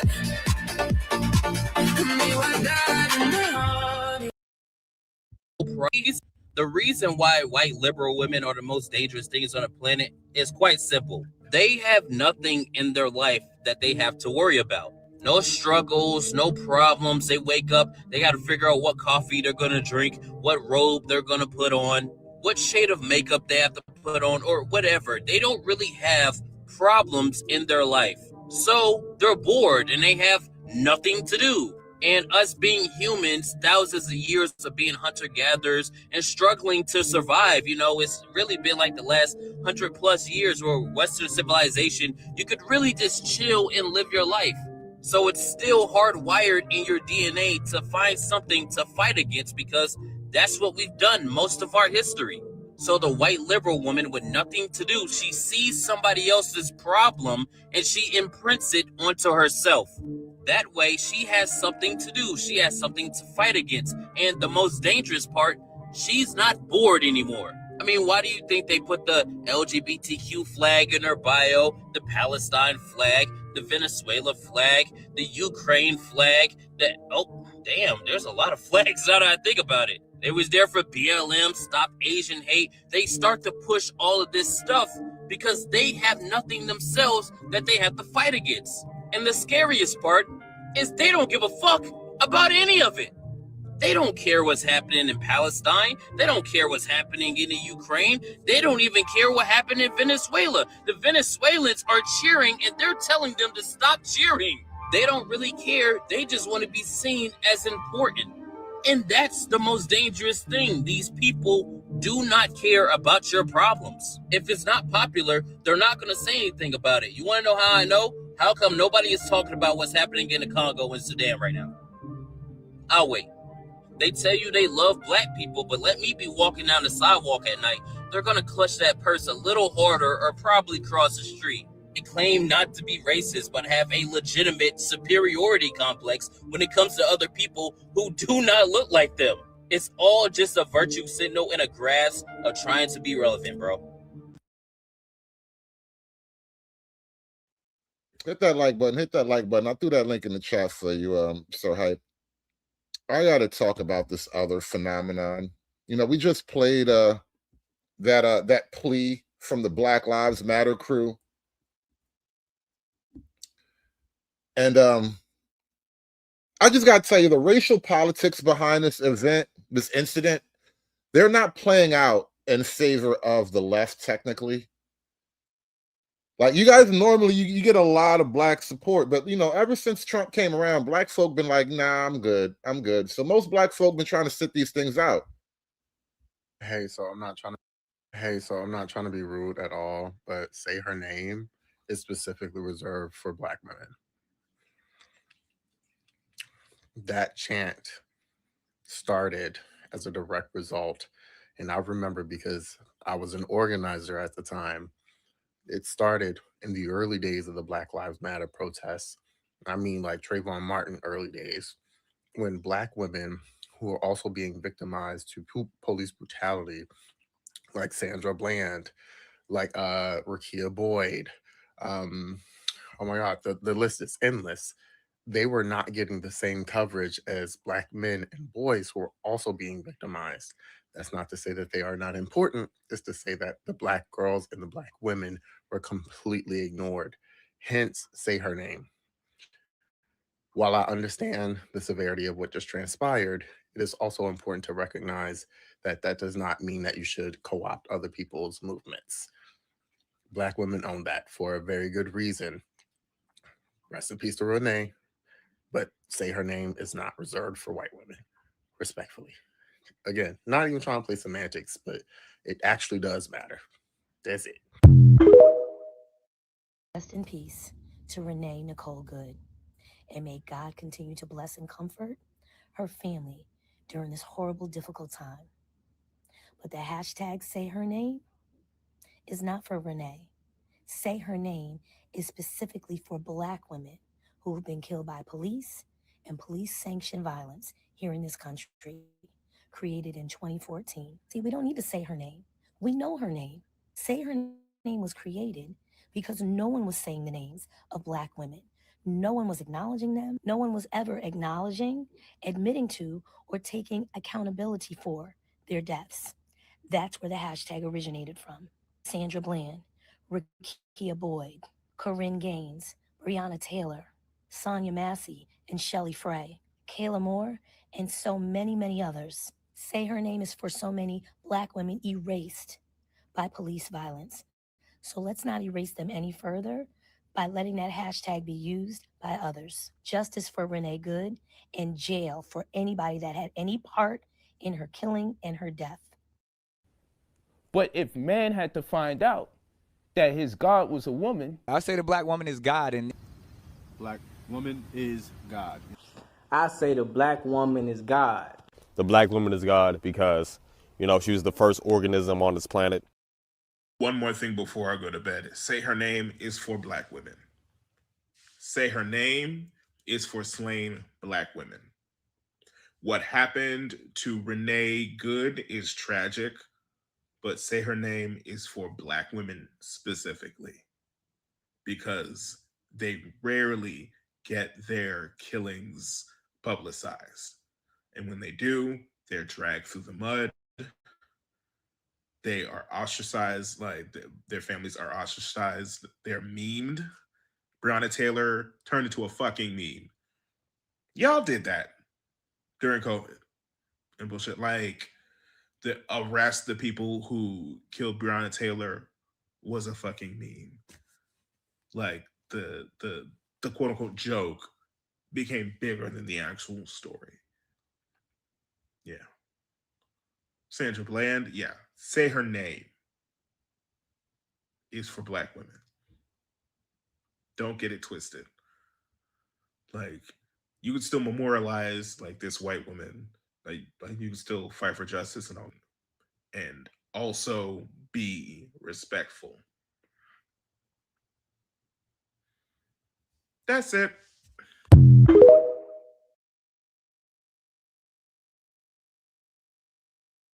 Renee being a white woman, unfortunately, was not enough to protect her from being publicly executed by ICE agents. It did, however, garner the attention of major media outlets. God rest her soul, Renee should still be here, period. But it is important to point out the sense of urgency when it is a white woman who is harmed. What if I were to tell y'all that I could mention about 20 other names of people who were executed by ICE agents on and off duty prior to Renee? Please allow me to introduce you to Keith Porter. I want y'all to meet Silverio Gonzalez, who was executed by an off-duty ICE agent. With all of that being said, I know a lot of y'all don't mean any harm, but I notice a lot of y'all are saying, say her name. You're using it in hashtags. You're using it while you protest. And I need you guys to understand that that is not what that movement means, nor what it's about. Say her name is meant to protect Black women. Women like Sandra Bland and Breonna Taylor, who got zero coverage. And there was zero sense of urgency at the time each incident took place for girls like them. I said it once, I'll say it again. Renee should be here, period. And I know y'all don't mean any harm. Just make sure y'all are being mindful, okay?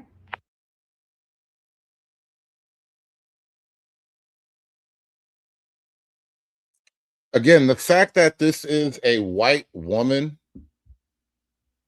who has died, it's causing all kinds of internal problems for the left wing, who is already falling apart anyway. Make it stop. Make the hurt stop, please. Like, when I die, I'ma go to Snow Bunny Heaven. Snow Bunny Heaven.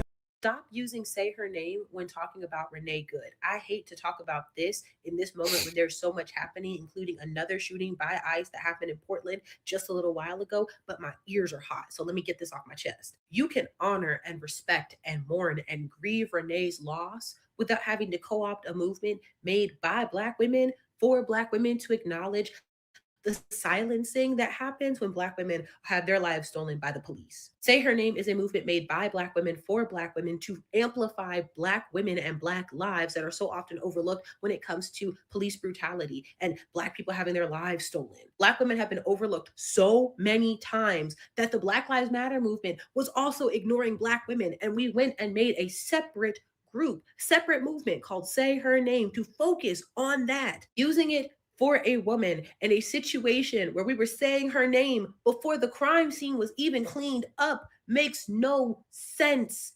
It's just co-opting a movement because you can. Y'all can multitask. I promise that you can. I know you can. You can grieve Renee and honor Renee and want better for Renee and for all of the people who have had their lives stolen by ICE, because it didn't just start with Renee, while also being respectful of a movement about Black women specifically. You can do both. You can have it all. You can have the cake and eat it too. Instead, y'all are just telling Black women to shut up, to just let it happen, that this isn't the time, that we need to focus on her because this is the most important thing right now, as opposed to acknowledging that all of it is important. All of it is interconnected, and therefore all of it should be treated as valuable and meaningful and respected. What is wrong with y'all?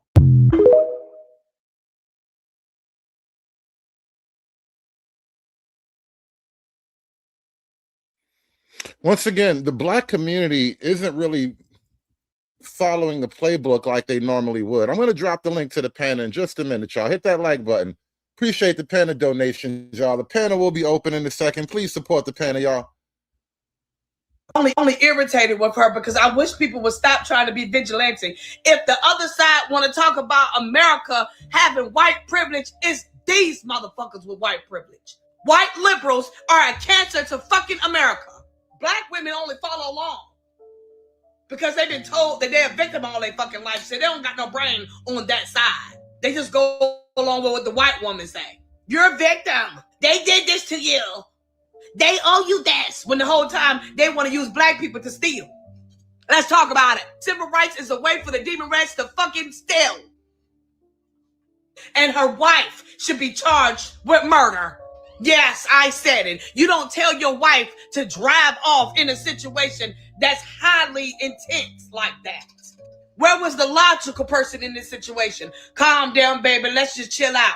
Her wife was sitting out there recording, talking shit to the cops, telling them that they need to go buy them some lunch, and when they come back, they still gonna have the same motherfucking license plate. And then as soon as the ICE officer said, "Get the fuck out the car," that's when the bitch tried her best to get in the car, and all in the while telling her wife to drive off. Now I see why you were scared. Because you started some shit, you provoked those officers until they got to a point to do something about y'all bullshit, and now y'all want to flee. Talking about you scared. Scared of what? Those are liberal tears.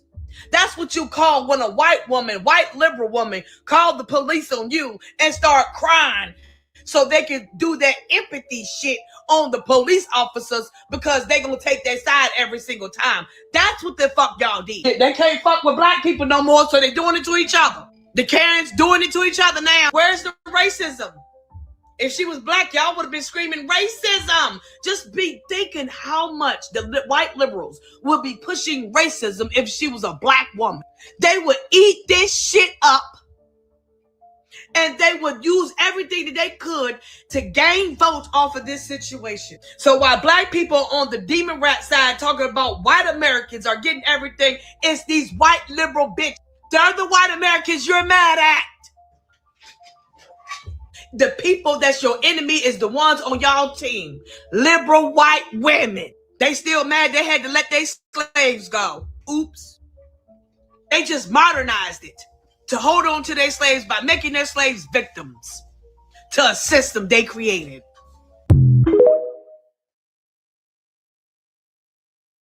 I disagree with that completely. I don't see this as a gray area at all, and I certainly don't see her playing a role in her own death, Scott. I mean, you can see even law enforcement officials have played the video frame by frame. Earlier, Anderson Cooper had a guest who was playing the video frame by frame, and you see in every frame, she's turning her vehicle away from the ICE officer. They are approaching her. She was not going at him. She was trying to get away because they were approaching her vehicle. You also hear him in this video refer to her as an effing bitch.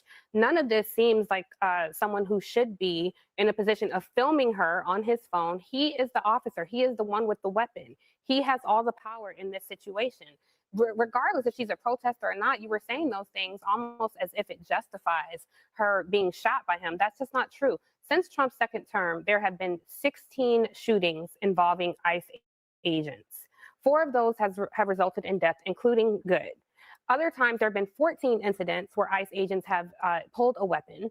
Another 14 episodes where ICE agents have used a weapon that wasn't lethal, like pepper balls and rubber balls, rather, pepper spray. This is not okay. This is not normal behavior. And I think if we pretend that there's a middle ground here, we don't have to come to the middle. Actually, we could just use our eyes and ears and look at what we saw.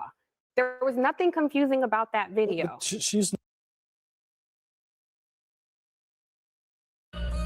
My wife died in the honey, in the honey. Oh, oh.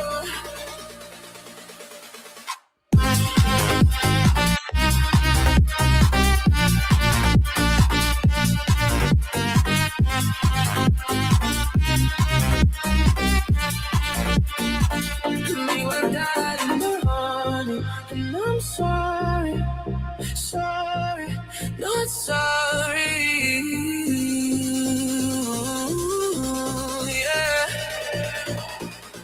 Now she's gone, yeah.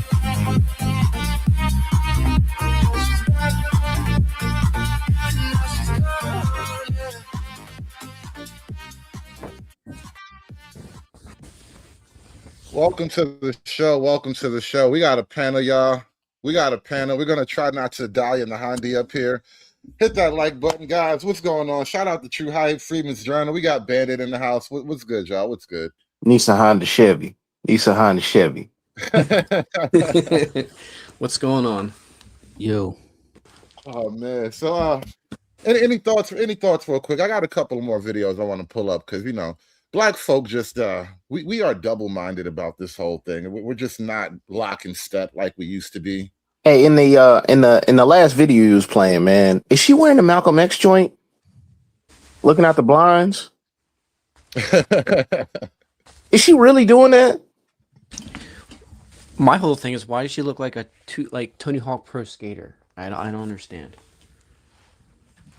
Oh man. Well, I mean, I don't know, man. Like maybe they get their style, man, from like like Teenage Boys, and they just like that's what they rock with. I don't know. She do like a creative player though. She looked like a creative player. That's awesome. I gotta use that. That is awesome. Well, I'm gonna run this real quick. That's Okay, baby, let me amazing. give you the quick and dirty. You ready? Okay. Number one, reality is subjective. Reality is subjective now. We are not all sharing the same reality. Reality is subjective now. Two, laws do not matter to anyone inside of MAGA. So if you are MAGA, the law does not apply to you. But if you are not MAGA, the law absolutely applies to you. And it does not apply to you in the same equal standard that it applies to everybody. Because again, reality is subjective. Three, there is nothing you can do. There's nothing you can do about it. The time to do something about it was November 2024. The only option we have at this juncture is that you make sure Republicans no longer hold the majority in the House and the Senate November of this year. That is your only option. Because reality is subjective. We are not all living in the same world, and MAGA has different rules than the rest of us. And there's nothing you can do about it because they hold all three branches of the government that would make reality even across the board. So here's your choices. Vote these Republicans out of majority in the House and the Senate, or move from America, because this is what we are now, baby. I'm sorry. Look, Black people tried to tell y'all all through 2024. You didn't want to listen. The time to do something was then. Now it's too late. The only recourse you have, the only free, legal, no bloodshed way to fix this shit is to vote them out of the majority. You know why? Because the law is no longer being equally applied, and they control all three branches. If they didn't control all three branches, we would have Is this legislative heifer still ways talking? to make sure these people do not terrorize American citizens, but we don't have that. Apparently, No, we don't have that. And Donald J. Trump is gonna kill you. Yo, these people are crazy, man. And I'm like, look, like I hang out with people from across the like spectrum of their political alliance or whatever, and I have to have these talks with people that tend to lean more on the left, just to give them perspective because they just don't see it. You know what I'm saying? Like they just jump to a notion and go there. And whenever, but even before MAGA, did people were able to just be like, you know what? This guy's telling me to get out of my car. I'm being detained. You know what I'm saying? Like I can just like hit the gas, even without the officer there. That's not going to be a problem. Like cats ain't gonna they ain't gonna like do a high speed chase. You know what I'm saying? Like because he's evading from cops. The cop gave you a lawful order. Well, isn't it also a fact of, in order for us to even function, we need to have complete control over three parties. We need to have the media. We need to have all three branches of government. I mean, it's literally a self-tell. In order for us to even function, we have to be in complete control. It's bullshit. She's saying the quiet part out loud. Well, I mean, no, but like what's really funny about their thought process, right? They want to use force and not like, just general compliance anyway. You know what I'm saying? Like through like, I guess the natural, people just wanting to get along just so they can go about their day. They want to force you. This is the same people that made you wear a mask, close down everything, ruin the businesses, wanted you to put something in your body, regardless of your thought. But like they're gonna try to tell me about laws and governance and reality. Hey, get out of here, man. Well, it's sort of like henpecking, right? Instead of just directly just being a bully and making it naked and obvious, it's like little small acts of henpecking until everybody is sort of cowed into behavior. It's like the feminine approach to tyranny, basically. That bitch is in the chat. I'm gonna play this video. Hold on. Saying her name, everyone. I want to remind you gently and not to upset you, not to diminish the grief that you're finally feeling when you see someone who looks like you being murdered unjustly in the public by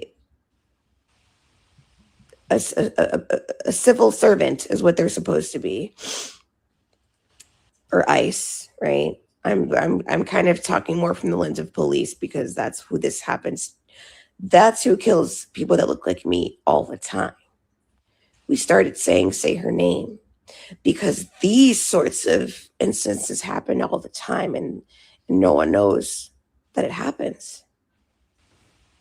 It takes people like me coming to platforms like this and speaking about it and saying, say her name, this just happened. You don't know because it's not on the news. It's not in the headlines and no one's talking about it. So say her name. That's why we started this for Sandra Bland, for Breonna Taylor. Because there isn't as much collective outrage Hold on a when second. someone who looks like me passes away, or I'm sorry, is brutally murdered by the police. Is she suggesting that Becky has just appropriated the "Say My Name"? Yes, that's what the whole thing is. Were you not paying attention? Say her name is for black women. I don't know why white women. Snowman, what's up with these white women appropriating black women's culture all the time? Maybe she's just mad that Becky got to go be Mrs. Floyd before she did. That's all I can say. I don't know. Maybe she's mad. Why is she not mad? You said she's mad? Oh, Yeah. well. She's always the black woman's always got to be mad at the white woman for something. For something. Hoes mad, hoes mad, hoes mad, hoes mad, hoes mad, hoes mad. This is about targeting women of color in the United States of America. Don't tell me because I didn't get a single apology. Time has expired. When my life was threatened. Thank you. Hoes mad, hoes mad, hoes mad, hoes mad, hoes mad, hoes mad, hoes mad. You know, honestly, Hood, I thought the black people were going to learn from how the Charlie Kirk thing kind of backfired on them and keep their nose out of this one. It was looking good for a minute, for about a whole day and a half.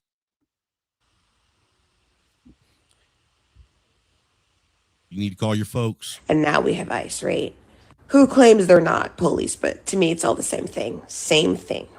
So I appreciate that, you know, you feel the grief that, you know, the loss, the terrorism that we have been dealing with for hundreds of years now. But say her name, that is for marginalized individuals who don't get the coverage that the majority individuals typically get when things like this happen to them. Okay? Again. Hey, girls, what's this weird thing about, like, I can't even be bothered to get all the way out of bed before I make a video? Hey, don't even start, man. They'll start talking about respectability politics and all that. They can't even bother to, like, you know, fix their hair and look their best at the airport of all places. Oh, speaking of fixing hair and Because looking your best. remember, making yourself look good, that's patriarchy. You can't have that. White That's what it is. White rage. That is what they never planned for. That is what they could never prepare for. That expected the unexpected. They wanted it to be us so bad because they could mow us down with no hearts. They could mow us down and not have to have no accountability for it. But they own people. When it's their own people, now they. Why are her nostrils so big? That's not my people. She did all the coke. I'm just saying that Becky that got mowed down is not my people. I second that. She is no man's people. They got real problems on their hands. Now they not dealing with people with civil rights. They're dealing with people with constitutional rights. They dealing with their real citizens. The fuck Now is she even saying? it's a revolution. And we support the revolution. Stand up. We support the revolution.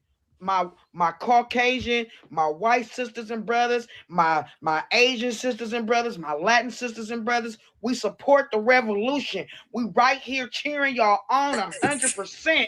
Y'all got the blue. Don't fall for the okie doke crackers. West Coast black people are a strange breed. I just do not because I can hear the West Coast. You sound like Oakland or some shit. West Coast black folk are just odd, man. I don't understand what's in the water over there. San Fran water, that's the problem. A lot of myth. That had to be. What up, That Jason? had to. Well, salute panel. Happy New Year, Hood. First of all, we need. What is the name of the ICE agent that pulled off this absolutely incredible? Think about this, fellas. Captain America. You have a move, right? Exactly. I know that voice. What up? What up, man? But hold on. You got a moving object coming at you. Unstable footing on ice. And in less than a second, you able to get off not just 3 shots, but 1 headshot. Man, crown his ass. Hey, Sir Tice. That was a once in a lifetime shot, bro. I'm telling you, that was an epic shot. I hit a woman for the first time in my life, and I'm having fun. Hey, Sir Tice, man. It was ice on ice, man. And then he had the audacity to say, Hey. fuck that bitch at the That end. cop pulled it off while moonwalking too at the same time, dude. That shit was wild. And then dropped the fuck that bitch at the end of it too. Yeah, That was epic, bro. You know that And you know what's crazy? You know how people have, for you sports fans, you remember when Nick Anderson blew those free throws and he forever wasn't straight? You know, this dude got dragged before, did not hesitate. You know, I mean, again, that dude is what? Ice in his veins, ice on his jacket, ice on ice. Damn, man. Ice cold, man. He's the epitome of the white man's ice is colder, man. That's what Oh man, hey, yo, you know what's wild, man? There's so many factors, right? I didn't think about it till you said it, about the being on ice. That could have been the reason why she didn't hit him. You know what I'm saying? Like all these people that are talking about physics and all this other stuff and car trajectories and gas and how the car operates. Nobody is factoring in all these different things. I'm pretty sure that chick ain't no stunt driver. You know what I'm saying? So, you know, she hits the gas or whatever. She could mean not to hit him. Hey, hold on. Who are you to question what she identifies as? She might identify as a stunt driver, sir. I mean, she could, but I mean, obviously she probably was not very good if that's the case. That's insensitive of you. You know, it's too early, man. Don't. You know, either way, you know, but I mean, yo, you can not mean to do something and still do something, and then you talking about like inches to determine if this person is going to hit you or not. And you got to make that split second decision. And he's been dragged 6 months ago for like what, 300 feet, something like that. I mean, hey, that cop might not have been aiming. That cop might not have meant to hit her in the head. She just jerked the wheel at just the right time. Hey, right. She could have just, anything could have happened. Like all kind of little things could have had to go together to make that moment happen like that. But that's how life is, man. In a split second, you go from she, her to was, were. I mean, Wow.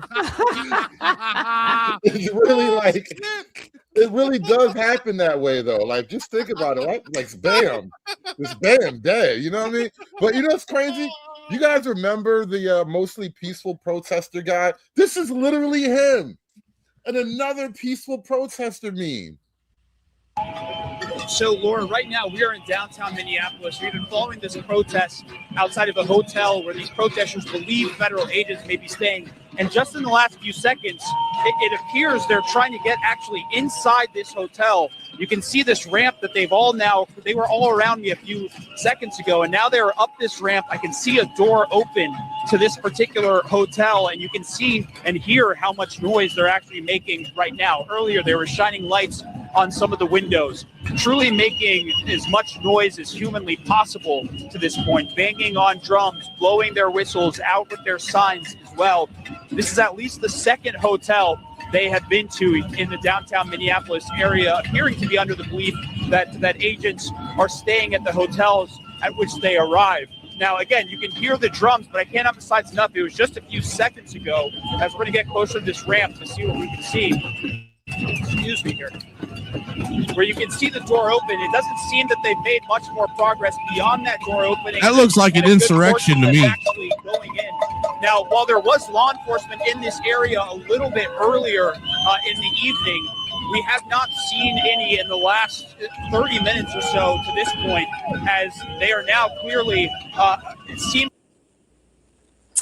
Brought to you by the Paid Protesters Foundation. Hold on, Jacob Frey's live. Let me pull up the Frey real quick. This is what Donald Trump wants. He wants us to take the bait. He wants those agitators to get a hold of this crowd in a way that it makes them cause harm to others and or damage to property. And so to them, I want to say my deepest thanks. We are so grateful for everything that you've been doing. And to our first... Really quickly, though, black women are everywhere, bro. I am tired of hearing about how oppressed they are and how they can't get ahead. Every time I turn on the TV, I see one of you bitches. Man. Hold on, Hood. You're saying that black women outside of those... I consider TikTok, just an attention-seeking place. You're telling me that there are black women well, I take that back. I know some because I used to live in Minneapolis, and I was going to give my take about the mentality there, but they call us the C words, but what is more coonish behavior than this? You tell me. Every time the white man have a crisis, the black woman is on TV right next to him like, it's going to be all right, baby. I told you the black woman birthed white supremacy. Need to be very clear, we're not going to let that happen. If you cause damage to property or put others in dangers, you're going to be arrested. And again, the vast majority of people have done this right. We are so deeply appreciative of them. But we have seen a few incidents last night. Those incidents are being reviewed. There were approximately 29 arrests that were made that Chief O'Hara will provide an update on. But we wanted to, again, give sort of the overarching theme of what we're seeing, which is peaceful protest. And we wanted to say when that doesn't happen. Peaceful protest? They're still running with that shit. They're still running with that shit. Counter Donald Trump's chaos with our own brand of chaos here. We in Minneapolis are going to do this right. Chief O'Hara is going to now provide. You ain't doing nothing right. You know what, man? Good morning. Go free. Brian O'Hara. Oh. You want to say something? Go ahead. Free. Right. Oh no, man! I was just saying they still. Oh shoot! I forgot what I was gonna say. Okay, but it's like no. I was gonna say the part. Hold on. The part that Orwell missed, right, is the LLM factor in it, right? So like Orwell is incomplete in the fact that it doesn't take into account that people are just NPCs. Literally, like they don't have the capability to differentiate. Like Jacob Frey is like, oh, they're doing, peaceful protests, right? Trying to run over him with a car in his mind is peaceful protest. It's like it's a different plane of reality. Yes. Right? In Orwell, the people were purposefully misleading, right? There was no Jacob Frey in Orwell's, framing of the world, These people are worse than the animals in Animal Farm. Real talk. Now, I was going to ask you guys about something. I thought it was my thinking that, okay, even the people who are afraid to step on the right side or dare say one of those thoughts where they'll be, oh, you on the right, oh, you MAGA and all this. I thought that they were smart enough to say, you know what? They're not going to gin me up this time. They're not going to get me up with these fake emotions and all this. And then when we saw the angle from that excellent, great shooter, you know, who I commented about The lethal earlier, shooter. you know, when they showed Hashtag lethal shooter. lethal shooter. Thank you, sir. You know, when they showed his angle, I'm like, okay, this is game over. Let's get back to the Quality Leering Center scandal. I want to hear more of that, right? You know, man, you got people still into this. Like, come on, man. This is to me just largely performative, or for people to say, yeah, I was out there holding a sign, you saw me, you know, because I can't believe people can be this dumb. No, the maybe one I'm wrong. I have a question. I want to segue to another video. All right, because you know, and one of you guys, I think Tice, you just brought up the idea of black people on the right being called coons and whatnot, because arguably, black people who are right leaning do not support the racial interest of their group, whatever they may be. Right now, by that very same logic, are white liberal women also coons, the biggest coons of them all? Even You're having a good day? You're having a good day. You think that your little guy with the big beer belly and the little dick energy and the mask, he really like owned the libs today, right? Okay. Oh, good for you. Good for you. Let me tell you, no. You've just pissed us off even more. And as a white woman that looks like that poor woman that was shot, let me tell you, I'm not going to stop. I'm not going to stop putting myself in front of black and brown people to protect them. I'm not going to stop being empathetic. I'm not going to stop going to protest. You have just pissed me off more. Here's the thing. I'm not afraid of you. What I'm afraid of is my children and grandchildren living under fascism. Also, Emmy wanted to tell you to fuck off. You're just going to be another statistic. You're having a good day? Oh my God, She man. didn't even say That is flip. a child. Right. But look, dude, I hope more dumb ass fucking insane liberal Beckys do exactly what she does. I hope they do. Please stand in front of all these black women and get murked. Please, for the love of God. You know. Can we just say real quick, and I'll let you guys speak. The cat. I mean, this has to be a meme. I mean, this can't be real. Hey, just do the I didn't even notice studio. the cat till you said it.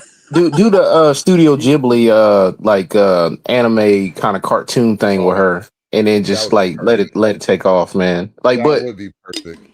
man, like this is so wild, man. Like, and Adam Carolla, like he's been on a little thing lately where, you know, obviously he's been ranting for like 20-30 years, had a career off his rants basically, but he's like, what happened to chicks? And he's talking about like, you know, how like women don't do the rough and tumble play, and they'll like stand in front of like a 6'5", like, you know, 250-pound man being like 5'2", you know, 119, and like, you know, punching him in the face or whatever, slapping him and calling him out his name and all that. Like, ain't nothing gonna happen to me. Let me ask you a question. They don't learn. Do you think this woman's husband would have a better quality of life if she got murked? I don't know if she has a husband. I don't know if she has a husband. She had children. She had, she said she had children. So, but you're both right. Like this, I think even white people say this woman is insufferable. You know, Yes. it's like, Why don't you just ask me? Yes, she is insufferable. Hey, this is hey, this two of you here, right? Real quick, to your question about is this a meme? I have just come to accept that modern life is basically a collection of random memes. You know, it's like that saying, you know, I used to think life was a tragedy. Now I realize it's a comedy. It's all just a series of memes, bro. All this woman needs is box wine. It should be perfect. This is the type of woman where the guy that married her sits in a driveway for 30 minutes or like goes to like a place like Cheers for like 2-3 hours before, you know, he actually like steps his foot in the house. Right. Like, but see, that bitch is sitting at home drinking beer footage, y'all. I was going to say We got new Ilhan Omar footage. She has been banned from an ICE facility. Well, denied entry rather. Hey guys. Congresswoman Angie Craig. Hi guys. Hi. We are exercising our congressional authority. I'm Congresswoman Angie Craig. This is Congresswoman Kelly Morrison. Congresswoman Ilhan Omar. Can we talk to you guys in there? Yeah. If we can come past, then we can probably talk to have our yeah. If you guys can move this way so we can have a conversation with them, that would be great. Right. Is that okay? Please step back. The gate is. And notice the modern left is always an army of women. Like women are literally the tip of the spear. Coming down. Hey, Hood, let me say something. Oh, Hood, let me say something real quick to the panel and your audience. I lived in Minnesota from 96 to 2011, right? How do I say this, man? The Twin Cities, okay, there's the Twin Cities, then there's all of Minnesota, right? The Twin Cities has to be the most cucked out area of men there is. And like I said, I got 15 years there of proof where women run shit. But let me say this about these. Even worse than Seattle? They're very comparable, dude. They're very comparable. God, that used to be a beautiful city at one point, but I digress. Well, congrats on getting out of Minnesota. We have to say that first. And thank you, sir. Hey, sir, thank you. I don't know why I stayed so long, real talk. But what was the war when they were in Somalia in like 92, 93, whatever? What was the name of that? I forget. Or they were It wasn't a war. It was Black Hawk Down. Black Hawk. Okay, thank you. Man, that community there, you know.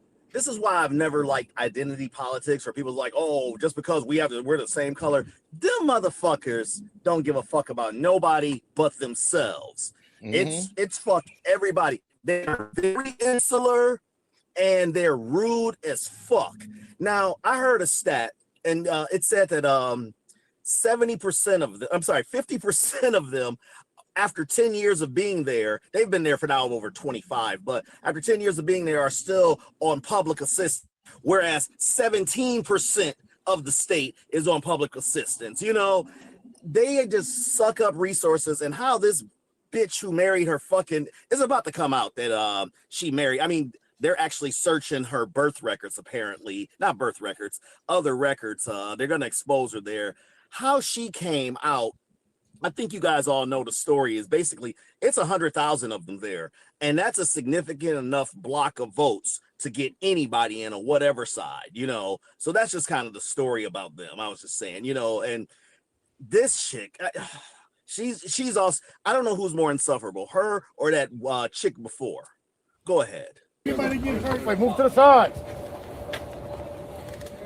Fuck you, man. Why do you have your pepper spray out? Why do you have your pepper spray out, officer? What's the danger?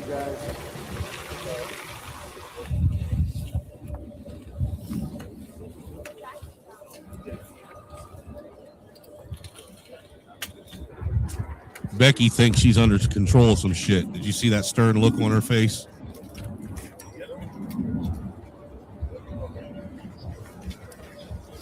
Standing up to all these tough men. You know, being that shield for Keisha, man. Being that Keisha shield. The left aren't even good bullies. You guys stay.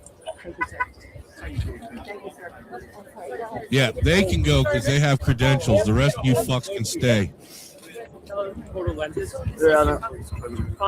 Like she was really gonna do something if she got admitted. I mean, And Megan from And do we need to clear the drive so the cars can get through? Yep. Get on the driveway, guys. Get on the driveway. We have you all please back up. Back it up, please. Federal Back it up. property. Thank you. Thank you. Back up. Impressive members of the media come with us. Come with. Even their own ally, so to speak, that's supposed to be speaking for all the people back here. Can you guys please step back? This federal property. You're not part of this club, so you can't be a part of this. Please step back, bitches. It's all a game. You.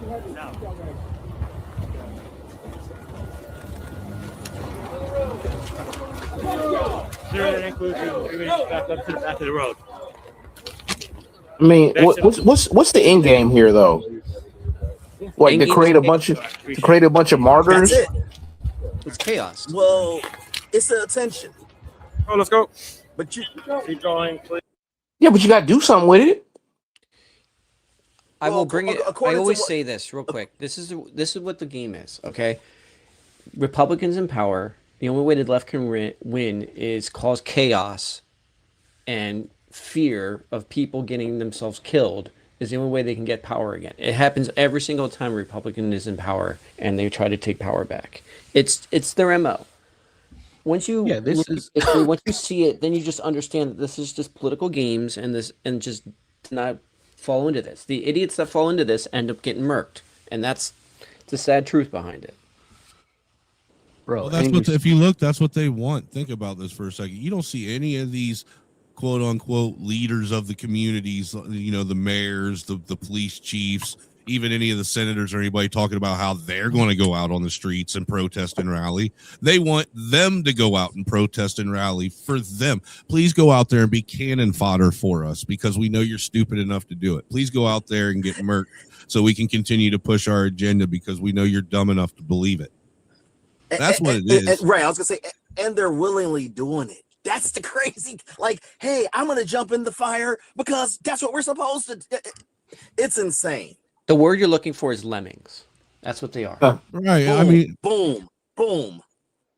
it's funny that you never see any of you don't see Ilhan Omar or any of these. You didn't see Tampon Tim out there with the protesters say anything. It's always nice and quiet behind closed doors where nobody can get to them.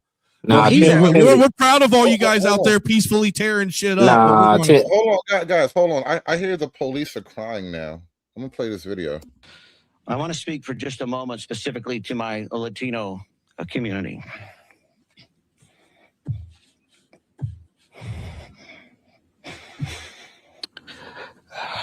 It saddens me that we. This is bullshit that even you're making have to me watch this qualify, shit, Hood. This these is remarks. bullshit. What did I do to Because you I to deserve understand this? Hey, new year, new you. I've attempted to understand through your Fuck voices. that, dude. That your shit's gay. concern, your fear, your anger.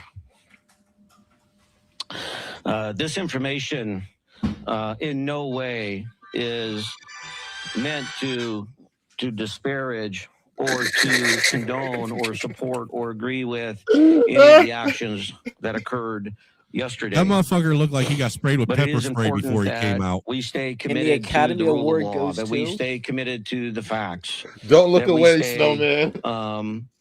A trustworthy and legitimate police department for This all is some of bullshit Portlanders. terrorist torture tactics here. Hey, we gonna hold your eyes open like on Bird Box. Yeah, fuck that. Don't This look is some away. bullshit. Don't look away. All right, this is what it is out here, man. Hey, isn't that the same I dude think that we said just found they? the best supporting actor right there. Isn't that the same dude that was briefing that there was a Trinidad? Yeah, that's the same guy. Yeah, same exact guy. So why the hell is he crying? I have no. He's getting paid to. You have to understand it. He's got to be apologetic about saying honest but mean things about the Latino community. 'Cause Meanwhile, look. Meanwhile, on the other hand, there's a whole new breed of black people being spawned on the internet. Like the Uber coon has arrived. Bro, you thought I was extra? Listen, I got here a little later in life. The young Uber coons, they're gonna go hard for another 40 years, bro. Think about all the things that you hate about fucking America: transgenderism, liberalism, mass migration, Jewish control of our government, a bad economy, crime, race wars, whatever the fuck it is. Think about it all, everything that you hate. And what solved all of this in history? White nationalism. Think back to the middle of the 20th century. The most empires that we've ever seen grace this planet: British Empire, Nazi Germany, the United States. You thought I was unique, right? I thought I was special too, bro. Protect this. I thought I was special too. I thought I was the one guy. I thought I was alone out here. Apparently, I'm just older. The younger guys, oh shit, they're way ahead of me. Hey, Hood. Bro, like, listen, to something to something that Snowman said earlier. Notice how these people became Proud Boys all of a sudden. That's shorthand for something. Yeah. Isn't it crazy how I now proud because you don't see the Proud Boys out counter protesting. Now all of a sudden they're ICE agents. Yeah. Yeah. Hey, you got to evolve, man. You got to adapt with the times. My bad for stepping on you, Freemans. Well, America. right wing black men just don't get enough credit out here. No, just don't. Your credit's Hey, this brother right here sound based as fuck. You know, I think part of it was definitely like the flattening of the media, because the internet has now given us all access, like in a lateral sense. We can share, it's like peer-to-peer knowledge, information sharing, as opposed to top-down dissemination from the big three, ABC, NBC, you know, that type of thing. And once it got that level, and now the internet is where people get most of their news and media from, and it's mostly shit like this. What did all of these countries have in common?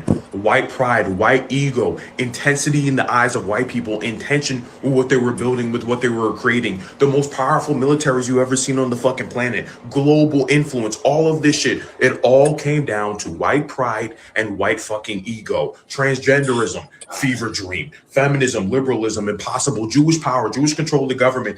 Gotten rid of it completely. Mass migration, can't even think about it. Somalians, what the fuck? Not even a fucking question or a debate. All of these things were fucking gone. Prosperity reigned, economy great, families together. Jesus Christ, for the most part, was at the center of all of this shit. When white pride, white ego, and white nationalism was fucking on top. So what does this mean for me and you? It means that if you want a better America, if you want a powerful America, if you want a prosperous America, then what you're fucking asking for is white nationalism. And the sooner that you accept that fact and get behind that fact, then we're going to have the America we want in an instant. Can we get this man a clan robe? Stat. He needs a clan I robe feel like he's now. watching my videos, man. Like, Hey, I feel like my Let work me has speak on finally this. reached the youth. You said, let me speak on this just very briefly. Hood's I a tell people proud all the grandpa time. right now. I've told people all the time. And I know I'm being serious here. You know, it's like I said, you have more in common with that so-called hick that you in, you know, with overalls than this people like Jacob Riley or when Tampon Tim, right? I said, Right. if it wasn't for these motherfuckers, I hate to give deference to you too. I'm fucking with y'all, but you know, there would be no more free speech. There would be no open carry. There would be none of this, you know, none of these things that we hold sacred right now that allows even the left to use. You know what I'm saying? Well, Let me say one more thing, right? Most Go people ahead. would have capitulated. Well, we don't need, it's not the old West. We don't need guns anymore. You know, we have police, you know, and it's like, shut the hell up. You know, Wait, but what's the old parable or whatever? You know, the trees would vote the axes because they were made of wood. It's one of those things, this slow creep through your society, like just to pull down your rights or whatever and slowly enslave you. It's like one of those kind of Yeah. things. I mean, I don't think, I'm sorry for you guys that have kids. I don't think we're gonna have a nice little run here, and then somehow in the 2030s it'll get flipped. Somehow, man. You know, these communists play the long game. Yeah, and they already I don't know about that, Sir Tice. I don't know about that. Like, for the simple fact that the kids have been sitting back and you can't even teabag somebody on Call of Duty anymore, man. You know what I'm saying? Like they took that away from us, man. Look at, remember what they took from you. Hello, I got one last video I want to get through. I got to get out of here in a minute. Hey man, I ain't saying he right for popping the bitch, but I would have popped the bitch too. Cause what do you mean you're gonna hit me with a car, and I'm supposed to just sit there and take it? After all the fucking different angles that came out, they finally released his body cam footage, and that nigga got hit with a car, so he popped the bitch. Like I said, I would have popped the bitch too. Everybody talk about some, oh, she was a mother. Well, the bitch obviously ain't give a damn enough about her kids to be at home taking care of them. That's what I said. Blocking these federal agents. Like, this the thing I don't understand. You playing with niggas who got the right to blow your ass off, then you give them a reason to blow your ass off. The nigga finna get off on this easy. Nigga, this self-defense. Bro, if they tell you to get out the car, turn around and bounce that ass, bitch, you better do it. If these folks gave you a lawful command and you disobey it, nigga, it's raps. You going to jail. They said, get out the car. Bitch ain't get out. She bagged back, turned the car, hit the nigga. He shot the bitch 3 times. Then she swerved off. The bitch swerved while she was getting shot. But nah, gang. You play stupid games, you get stupid rewards. What y'all niggas be telling us? Oh, He should have just complied. Why didn't he just comply? Thank You you. niggas over here trying to get some Hey, sympathy for some bullshit. brother, preach. Talking about some what if that was your mama? Nigga, my mama ain't stupid. The fuck? Y'all were just trolling Charlie Kirk for getting shot. Now y'all niggas want sympathy for the bitch getting shot. And the thing that's crazy, you dumbass niggas was protesting about some shit you don't even have that was benefiting y'all. Y'all don't even know what the fuck y'all protesting for. Them niggas was in Minnesota investigating fraud. These niggas got daycares with no kids in that motherfucker. The daycares ain't even running and they getting funded millions of dollars. Your taxpayers going to they fraud and you protesting. You niggas stupid. She got what she shout out deserved. Quality Leering. Did she have to die? No. But at the same time, was what she did illegal? Yes. Should a dumbass been there? No. I ain't saying the nigga right, but I would have popped the hoe too. No. Hey, didn't this same exact thing happened in Ohio?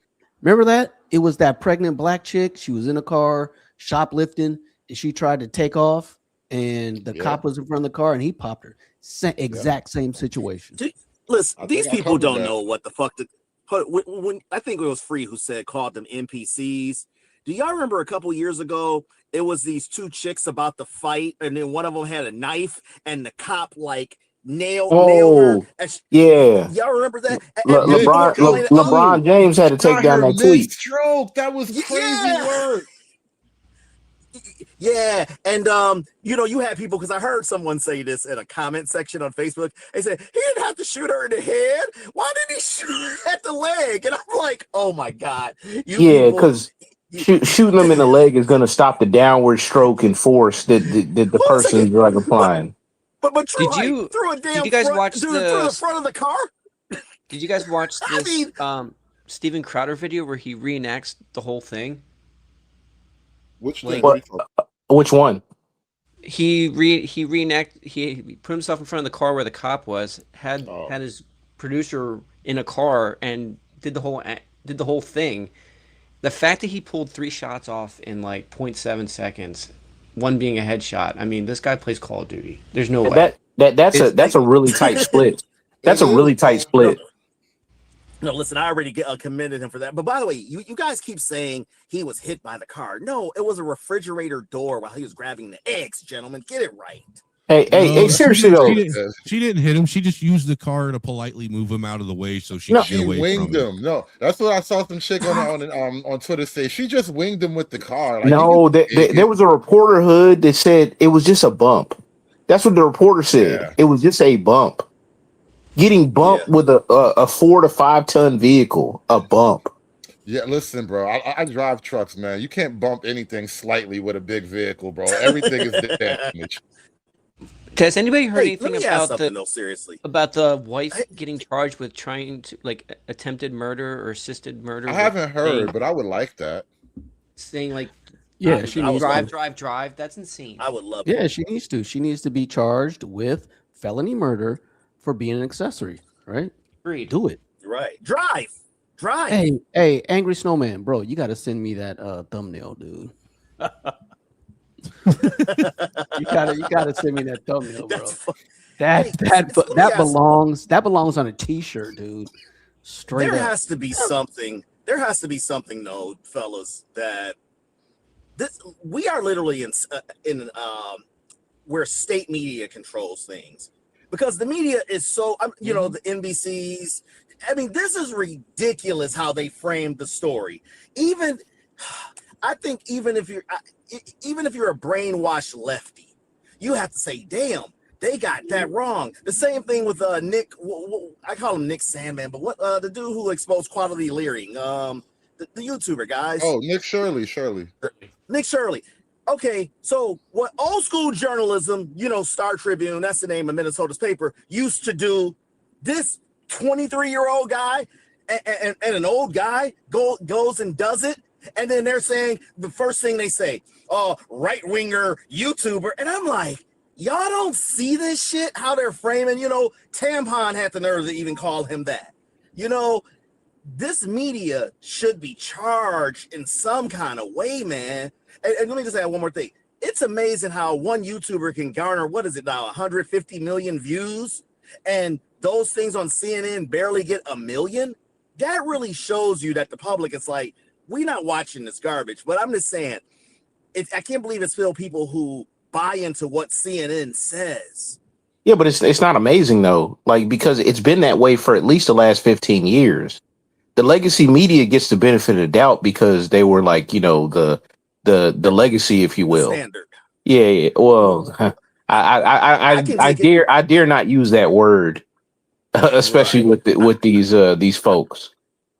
Again, not to overuse this word acronym. People back in the day, people used to read newspapers, so they had to interpret things themselves. Nowadays, kids can barely read.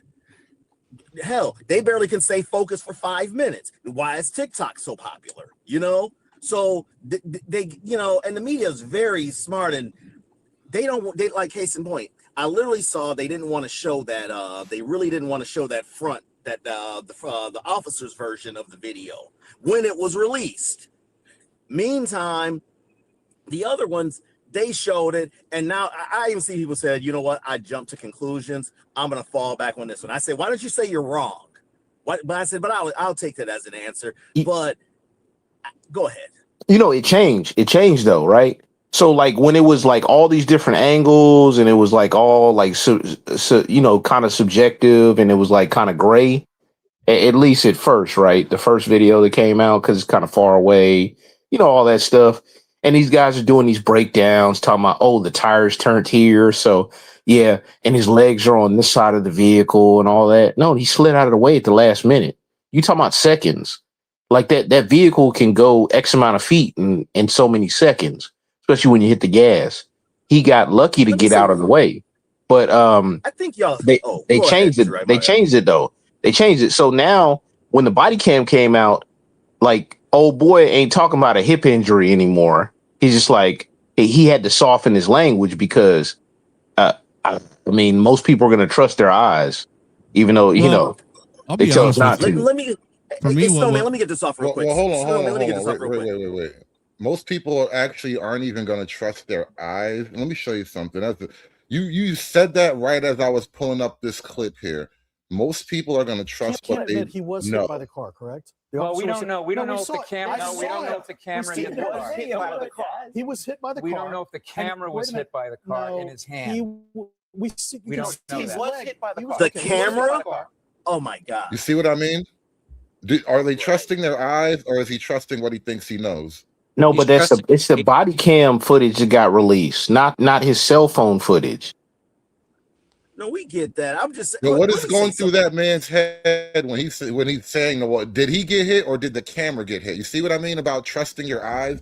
People refuse to trust their eyes. It's that Yuri Bezmenov thing where they says like you can show people absolute proof of the subversion and they still will not believe you. Yeah, I was gonna say ideological subversion. Let me say something real quick because you just showed a person who I despise, and it goes back to the media.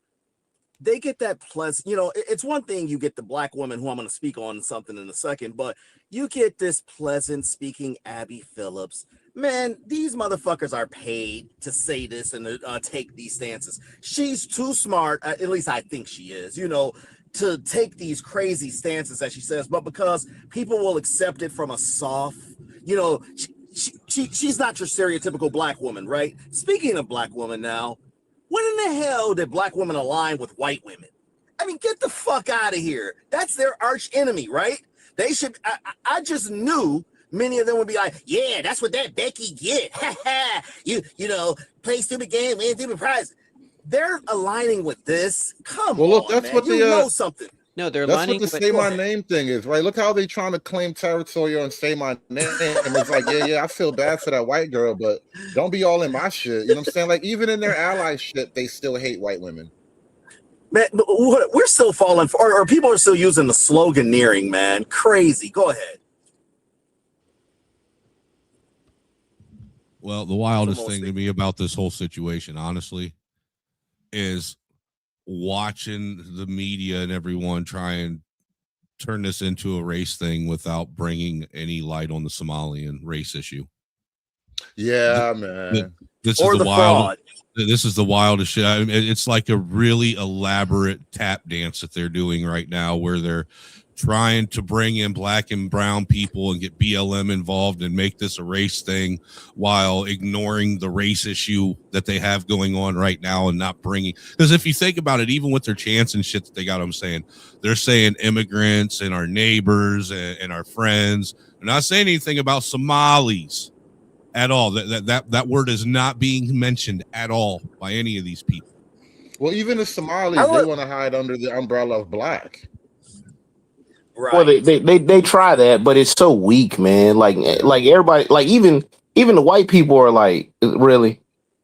Right. Hey, let me throw this at you, gentlemen. So my best friend's ex-wife is Ethiopian, right? If you watch South Park, you get it. Anyways, I had asked him his thoughts on this. Yeah, I caught that too. I had asked him what his thoughts, and he said, well, you know, and this is what I mean about some black men, and I don't get it. Well, I'm just worried because my 2 kids or whatever. I said, okay, it's a natural instinct for a father to be concerned with their kids. Well, at least some. But no, in all seriousness, I said, so you think your kids are just randomly going to be stopped by ICE? That's your concern? Not that child predator is there.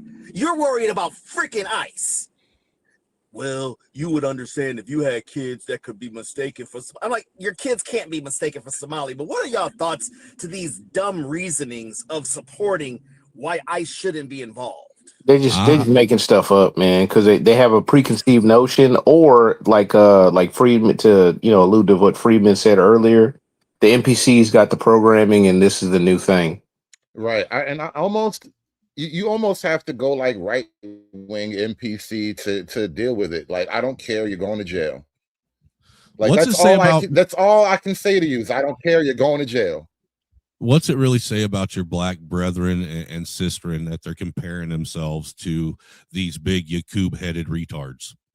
I mean, you can clearly tell a real physical difference between a Somalian Yakub-headed retard and a black American. Why would you even want to? It's not even the programming though. See, because you did that. See, you know what? Now I was going to end the show, and now because you did that, we have to have this one last little thing, and then we're going to end the show. So I'm going to blame this totally on you. Everybody blame Snowman. Hey, tell me that don't look like a Somalian.